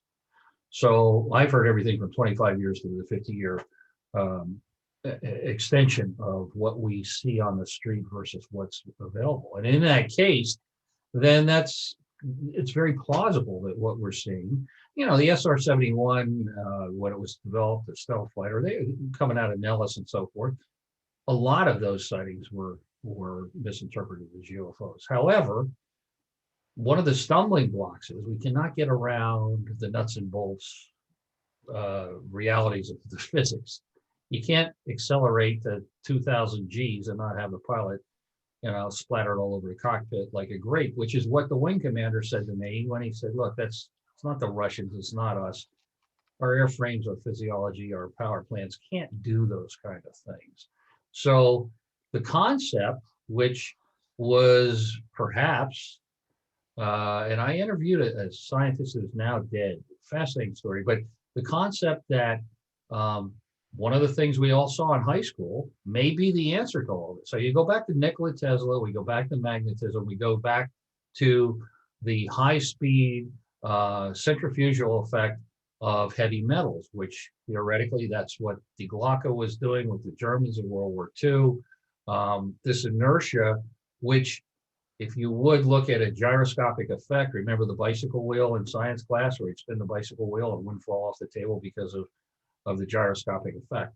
If that's taken to its extreme, some theorists have postulated that could be the mechanism by which the immediate surroundings of gravitational forces are nullified around an object. Now, if you go back to Bob Lazar and his discussions of how these things basically push a wave of the local gravity, 1G gravity envelope in front of the vehicle and have a wave pushing it behind. And so they pass through high-speed maneuvering, but the device itself does not experience the G forces because it's made its own gravitational field within a small envelope. Then perhaps you could conceive theoretically how that could happen. I don't know if that's possible or if it doesn't or anything else, but who knows? I mean, one of the things that I have heard now from several sources, and I have some contacts that have said part of these, forgive the analogy, but the Walmart size devices floating over cities at a walking pace may be LTA aircraft that are using, and this is a fact because I met an individual years ago who I have kept in touch with, who actually is a maintenance crew chief on the stealth bomber and the B-1 bomber. And they say they use plasma injected into the leading edge of the wings. As a pilot, this is fascinating. And excuse me, that creates a, pardon me, a minor anti-gravitational effect, which enhances the development if they're using carbon fiber and lightweight for LTA application. But it's a fascinating thought that the interjection of very high power, high frequency EMF on the leading edge, a plasma effect would enhance the LTA, or lighter than air, the anti-gravity effects of some of these aircraft. I don't know if that's true. I mean, that's worth everything you're paying for it, but something's going on there that defies our understanding of physics and the constraints of gravitation and G forces on objects and people. I guess we all know that. I'm restating the obvious. Anybody disagree with that, or other viewpoints on that? I think all this is pertinent. No. I mean, the Russians were developing plasma at the front nose of their high supersonic There you go. aircraft, which broke up the sonic boom. So there was a sonic boom. And the craft that photographed over Pine Bush have the same effect of plasmas in front of the craft and at the back of it. So there's something very distinctive about plasma and its generation that changes the atmosphere and allows it to flow effortlessly and without resistance around the craft. You know, Bruce, you're the expert on that, New York State Thruway flaps, as far as I'm concerned. So could you discuss, perhaps, if Joe, you don't have a problem with that, the nature of those aircraft that thousands and thousands of people saw over months and months and months? Just give us some of the characteristics that were observed, if you would. Well, the ones over the Hudson River and the Taconic Freeway were giant craft. I mean, the size of battleships and aircraft carriers that just drifted across the sky at low altitude, stopped, and they could jump from one location to another very quickly. Now that is different. That happened in the 1980s. Interestingly enough, Ellen Crystal was photographing black triangles in 1980, and the first part of the flap was in 1981, where those large ships appeared. And some of her pictures show a lot of radiation coming off the triangles, and as if to indicate that they hadn't yet perfected how to retain that radiation and prevent it from being dispersed, because you could easily pick up what that craft was. It was not invisible to radar or EMF. But later on, they did lose that characteristic. And I saw many of these triangular craft and diamond-shaped craft, and I videotaped them over the Walker River Valley, and my book documents them along with my many web pages. Mm-hmm. So you have, the question is, whose technology is this? Bruce, that's very interesting. Go ahead, Nick. Sorry. Just a quick comment is that about 15 of my members of Disclosure Network New York met in Central Park one Sunday night, and we did a meditation by Stephen Greer's meditation. Also, the encounters I had was my audio is breaking up. Yes. Is this any better? Oh, no. Yours is Bruce's fine. was, yeah. Just a quick comment that we were in Central Park, and we're about 15 of our members from Disclosure Network New York. We did a 1-hour Stephen Greer meditation trying to do contact. That's what we were there for. And after we did that, we waited about maybe 10 minutes more. We were directly in back of the Metropolitan Museum of Art, where the Cleopatra's Needle is, that big monolith that I'm sure you guys have seen. And we were there. It was pitch black, but the stars were bright. on that Sunday night. And all of a sudden, one of our quieter members that was in that group screams, "Oh my God, turn around and look up." We did, and we saw 3 white lights, and we didn't know if it was 3 separate things or one object. We didn't know that, but it was moving, and it was moving. And when it went past the stars, it blocked the stars, so that it confirmed that it was one triangular object that had 3 white lights on each end of the triangles, and it went straight over us. We have no idea how high it was, so we don't know how big it was. But when it got over our heads, and here it comes, it stopped. It stopped for about 20 seconds directly over us. And then it continued on a path northeast. And nobody in the group could say anything for a couple of oh my God, did anybody think to bring the cameras out and to record it? We were so dumbfounded that no one thought to photograph it. But I'm just saying, here we are in Central Park in New York City, and that actually happened. I was there, I witnessed it along with 15 other people. Just wanted to put that in there. What year? Oh, this was gotta be What about year? 6 years maybe ago, something like that. So recently, relatively recently. Fairly recently, yeah, I could get the exact date if I needed to, but we were just absolutely stunned that what we were trying to do worked. Now, who was listening to us? I mean, literally who or what was listening to us, but we were asking for contact, and so in a sense, our prayers were answered because something definitely was there and acknowledged us by stopping, no sound, no wind, nothing like that. Anyhow, I want to share that. Thank you very much. This is very common that they, if you see a craft, more than likely they want you to see it, and they're already reading your minds. Yes. How interesting is that? So, well, tie that in with, if but I at any may. rate, my big question,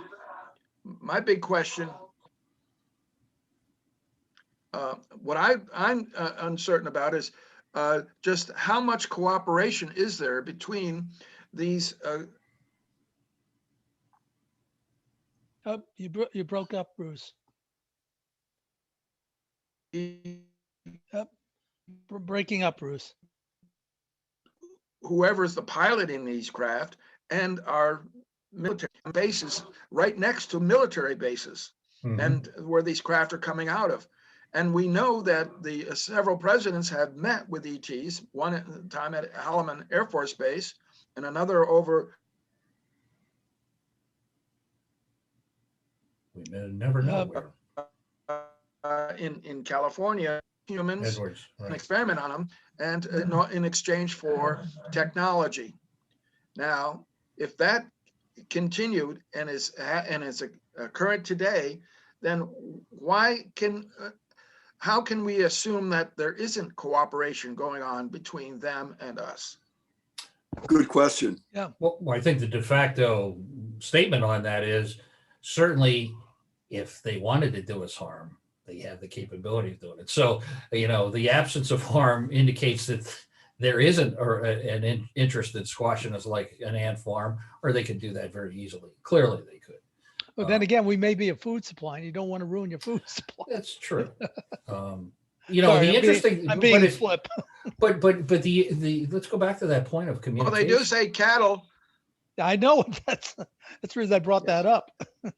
Also, the abductions that are common. There's so many thousands of people who have stepped up and said, "I've been abducted," and some of the comments, the details they have, and the marks on their bodies, some of the implants that have been taken out by doctors, and there was something there that there's no explanation how it could have possibly got. There's a huge amount of information on that. That is fascinating. And then who or what is doing this and for what reason? And it's against people's will. That immediately says that there might be good guys and bad guys, like any other part of our planet. There might be good and bad, and they're all coming. There's a lot of questions here. Absolutely. Okay. Stan, you have anything? Well, as far as the abductions are concerned, they've been going on for a long time. And at a UFO conference up in Pennsylvania, there was an officer who just started Also, writing more the about it. cows And just people started disappearing. in biology. And it's just kind of amazing to this day that nobody really takes an interest in it. I think the US government is well aware of it. I don't think they could do anything about it. And I think it's just something that they've been around a very long time. And that's about it. We're just another blip in the universe, and they come and visit. They know what they need to do. And we don't really have much to say about it. So I think the US government, if it does know anything about it, just watches the operation, keeps it quiet, not to panic everybody. And there's us who just kind of like look into things to find out a little bit more about what's going on. And if we kind of behave ourselves, I guess we get left alone. But they're also interested probably in what we have to say also, because more information is better information. But once again, just going back to Amazon, I mean, there's loads of information there, but abductions do happen, and the government is just mum about it, and in many ways, rightfully so. Because you want to panic the world? Probably not. And each and every government probably does have their own theories exactly on what's going on. Are they different than us? Possibly yes, maybe no. But it's still, to us, it's a very interesting situation. What is going on? And I'm glad we're all kind of like still looking into it. And hopefully we'll find an answer that'll be someday made known to everybody. Yep, good point. I would like to forward to everyone for their view, if you're not aware of it, go look at David Pilati's work talking about the missing people. Missing 411 is his series. He just came out with a in-depth documentary. You can go on YouTube and listen to many of his lectures. We're talking about tens of thousands of people that aren't just wandering off in the woods. He's done extensive investigation. The guy's a 20-year law enforcement officer from Colorado who got into this just inadvertently. The stories, the specifics are compelling. No explanation. And he says, look, I don't know what's going on. These people are gone. And the government has gone out of its way when he really started to dig into it, especially the National Park Service, because there's been clusters all over around national parks, Yosemite and Glacier and so on. These stories will make your blood run cold because it is not, it's from infants to professional hikers to, it's just mind blowing, the volume. And, you're talking about some of the largest search and rescue efforts with FLIR cameras on helicopters and bloodhounds that can't find the scent. And then they find the person over a trail that was gone over 50 times in the prior 3 weeks, and there's the body. Or, it's just stuff that just is mind blowing. Look at that if you want to look into it. Now, go look at all of the work. An Alien Harvest. And Linda Moulton Howe is probably the world expert on cattle mutilations. I met her back in the 70s in New Mexico. I mean, explain that. Just go look at the facts involved in that. We're, in tens of thousands of cattle. The scavengers won't go after them. They're incised like they're done with surgical lasers. There's no blood. It's the incisions take out the genitals and the eyeballs, the lips. I mean, it's just so bizarre. So once again, how can a reasonable person who's not interested in that see this documented footage, and if they will accept the fact that we didn't make all this up? Here's the state trooper. Here's the documentation from the state police, the government, whoever, a veterinarian. Does that not shake you up a little bit? It's like, to me, the analogy is that you're a hog farmer and you go out and tell the hogs, hey, look at this. There's aliens in the universe. And they're going to just throw the mash in here. We're not interested in that stuff. How could you not be shocked by that as an intelligent, reasonable individual? And yet the general public is more worried about many other things than they could ever be incited to have some interest in this. That to me is, we'll go blindly into the darkness, I guess. I mean, many of us will. Well, that's why we did it. That's why we're in the media, because we present these things to people for them hopefully to understand. Yeah. Right. It's funny because that whole disappearance, there's sections of the Appalachian Trail that are, a lot of that going on there. Also, there was an interesting thing about Browns Mountain down in, where is it, South Carolina? No, it's in Asheville, North Carolina. North Carolina. Right. Anyway, it turns out that those lights have been seen for thousands of years. The Indians. Right. And going it's not back- just piezo effect. I mean, I just came Right. from Asheville. My sisters ran the Pisgah National Forest for the National Forest Service. She knows Yeah. a lot about that stuff down there. And also, of course, the disappearances. There are disappearances, a famous one going back to the 1700s. One of the There- farmers disappeared, and his workers all went out looking for him. They couldn't find him, and just disappeared off the face of the earth. Yeah, it's an interesting phenomenon. It's Oh, go watch that YouTube it's presentation. 100,000 a year are disappearing. Yeah, Yeah, and the and- FBI have been tracking that for years. Well, he and I don't want to quote the guy. Yeah, that's not what we're talking about. But he said it ironically. A lot of these disappearances, all of a sudden, a couple FBI guys will show up. What are you guys doing? We're just observing. Well, how did you find out about this? How about the fact when he tried to get the documentation on from National Forest Service, or National Park Service, I should say, they came back and they wanted to charge him like $16,000 for photocopies. I mean, obviously, they don't want to talk about it.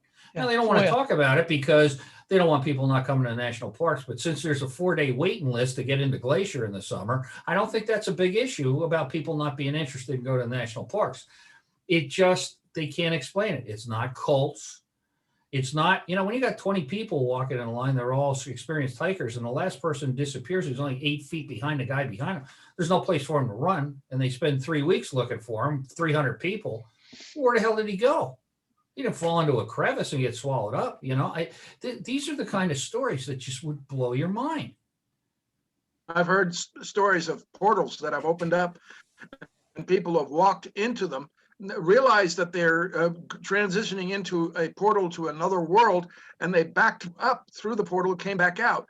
And for a moment, they were in a jungle on the other side of the portal. And this large hairy hand came down and put itself on his shoulder as he got into the jungle and said, "Gotcha."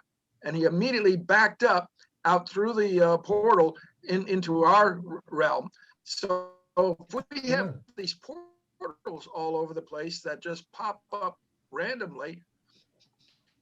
Yeah, interesting. You could walk into one, and that's the route. Well, the interesting thing, I've been following Jack Sarfati's documentation. I get posts from academia. He's actually posting on academia now. And his papers are generating a lot of interest, and especially a lot of his explanations about, the metamaterials and also the source of energy or whatever for the propulsion. 0 point, right. Yeah, it seems like he is getting into a realm that is theoretical physics, no doubt about it. But it sounds to me like he may be making some inroads. Matter of fact, he's been contacted obviously by Chinese and Russians and everybody else like that. And the patents that are being done either by folks like him or the Navy is submitting patents for new vehicles and propulsion systems. There's stuff going on that we just don't know yet. Maybe in a couple of years we'll be able to get a ride in something. Whether it's alien or alien human hybridization of technology or just human technology, just advancing at a very, very fast rate. Let me submit for just once again, I've always been one that tried to say, what has the anecdotal evidence been for hundreds of years, thousands of people, paranormal stuff. I mean, I've been on a number of the shows. I just talked to Bruce Tango yesterday. They're on, they reiterated ghost detectives or ghost hunters to Ghost Nation now on travel, and so we're talking about that. But the point is there more of a getting closer to meshing the scientific world, if you will, with the theoretical, the investigative world? And let me give you a couple points. Several months ago, if not a year ago, they were able to change the polarity of molecules across the planet. The Chinese did that. In other words, they switched the polarity, this gooey entanglement that Einstein talked about, this connection, this communication between two particles on the other side of the world instantaneously proved that there is some connection. Now, why do I bring that up? Because I'm not a theoretical physicist, but it proves the fact that ESP and those kind of things, communication at long distance, is possible. And in fact, those particles were connected and communicated. I'm not saying that. That's what they're saying. It's, in Switzerland, at CERN, and so on, that this now proves that. If you go back to the writings, and I've read everything that was not scooped up by the FBI, that Tesla said, he says it's all about the ether and that common knowledge. And whether it's Edgar Casey and his research, or mediums or psychic detectives, or any of the people that I've worked with over the years, I didn't work with Casey or anything. The fact of the matter is that science now says that 90% of space is dark matter and it's out there. They acknowledge that. They don't know what it is, but it's out there. Tesla said that there's enough, 0 point. Stubblefield in 1880 was lighting up his farm. It was well documented by putting light bulbs in trees and using the ground effect for the potential to light it. There's a demonstration in Fairmount Park in Philadelphia, 1898, I believe was the year. There's a bunch of scientists standing around, and it was a discussion of 0 point energy, or the effective energy utilizing the ground, which is what Tesla said.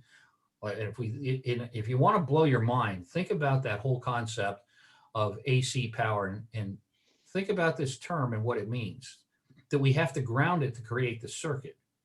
We have to stick a copper rod or something into the dirt, and that completes the circuit, which means that those electrons find their way back through the concrete and the dirt and the oil and the cement and so forth to create that circuit, to create electromotive power. Electricity, to me, is the most amazing phenomena that you could ever imagine. That you could spin copper wires around a magnet and melt steel with it, or whatever you want. I mean, that just blows my mind. And that these little electrons are running down copper wires. Well, where do they, how come you don't run out of electrons through the copper? Where do they come from? Well, they come back through the dirt. If you don't have a grounded system, a complete circuit, it doesn't work. So forgive me for getting off on a tangent, but that's one of the things that I keep myself up at night trying to figure that out. I can't get my head around this, that you could spin copper wires inside a magnet and come out with something that'll blow your arm off or kill you or melt metal. That's pretty amazing. So if you take that and extrapolate that to the universe, the 0 point energy, if we can capture that, there's more. This is what Tesla said with Wardenclyffe. You can transmit. Look, forgive me for jumping all over, but go to the TED lecture where they actually take on a stage a laptop computer and an RF transmitter. They transmit enough power across that stage to power that laptop computer, and it's up on the screen. That is what Tesla wanted to do with Wardenclyffe by putting these strategic transmissions, just like we do radio transmission, but transmission. And they argued, oh, you could never get enough amperage out of it. It wouldn't work. Well, in fact, maybe it would work. So, to me, there's so much out there to investigate that is mesmerizing, and that people that have no interest in this stuff, I feel sorry for them because they're missing the boat. And I think we're just literally, in the literal sense, too ignorant to know how ignorant we are of what's out there. We just don't understand what, and I don't mean that look, we can only learn as fast as we can learn. And unfortunately, I think we're all, humanity is like a Far Side cartoon. We're so damn stupid and greedy and screwed up. We're our own worst enemies. So a lot of times it's funny, but most times it's sad.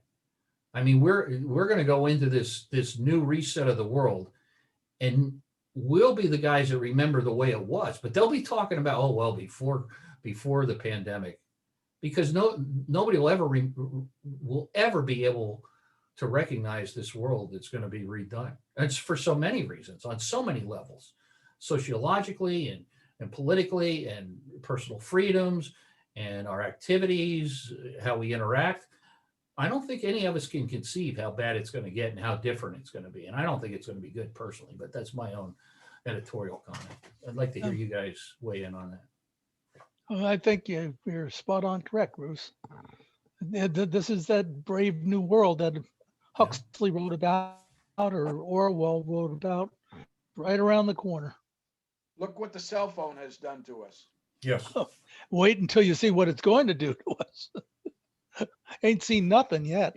I smashed my screen and I was just, it's like, man, how did I get so dependent on this piece of junk? And it is that way. And for a lot of good reasons. I mean, you want to get directions. It helps you. You want to get the immediate weather. There's a lot of good, but there's a lot of good in every technology. And then it ends up, being spun to the dark side, and it's inevitable. Human nature, rears its ugly head again. But we are so intrinsically hooked to this technology that we've lost our humanity. And I've said for years in my lectures, but this is my opinion, that we develop technology far faster than humanity can assimilate it into our lives. And that's part of the trouble. I mean, we just get more and more junk thrown at us. Oh, use this. What?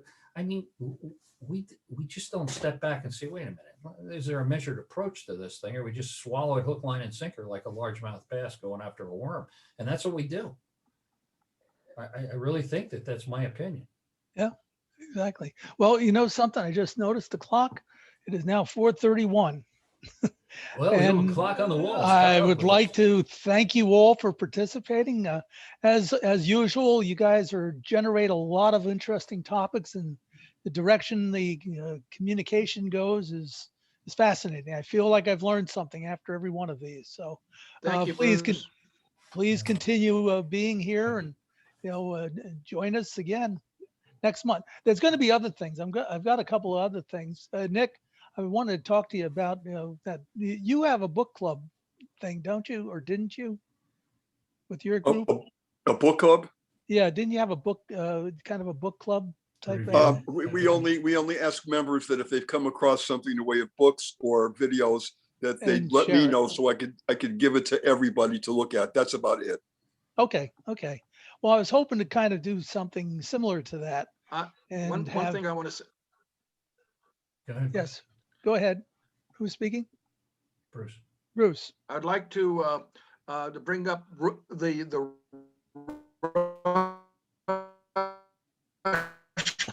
sounds like a Jew's harp. El Paso, and I found it on the map, and I've been to that truck stop many times. Oh, really? I didn't even know it. Well, yes. If you could track him down, I think he'd be a wonderful person to talk to. And let me interject this. Thank you all for putting up with me. I know I rattle on like I've never spoken to anybody in my life, or I was locked up. No, not at all, Bruce. Asylum for too many years. Not at all. Thank you for your patience. Thank you. Okay, this will be uploaded. It's going to be on YouTube, but I'm also was this salesman? Did he actually work at Holloman, or was it just a? No. This salesman worked at the Rush truck stop. His father was stationed at Holloman. His father. Okay, that's good. Yeah. Very good. Okay. And he got to see that entrance to the underground facility, didn't he? Oh, yes. Yeah, and I don't know how he did. I think that's a little inconsistent, but he certainly showed me the outlines on the ball field from the Google Maps. Clearly, you could see there was something under there. It was covered over with dirt. That was pretty compelling right there. Yeah. I don't think they were septic treatment tanks, but they were something. Okay, the last thing I was going to say was that this is going to be uploaded to YouTube, but I'm also putting it up on Brighton. Okay, and I'll send you the link so you'll be able to see. I'm going to be posting them all onto those two vehicles. So just for your edification, hope you like it all. Thank you, Joe, for doing this. Thank you, guys. Thank you all, and I'll send out for the next month. Bruce Cornett, I believe you're going to be doing something, right? Excellent. That's what we've been talking about. Yeah, Bruce has got some other pictures. Next month. Okay. Yeah, well, let me check and make sure. I'll get back with you on that, make sure that is. I'm 90% sure that's what it was. So, okay. Okay.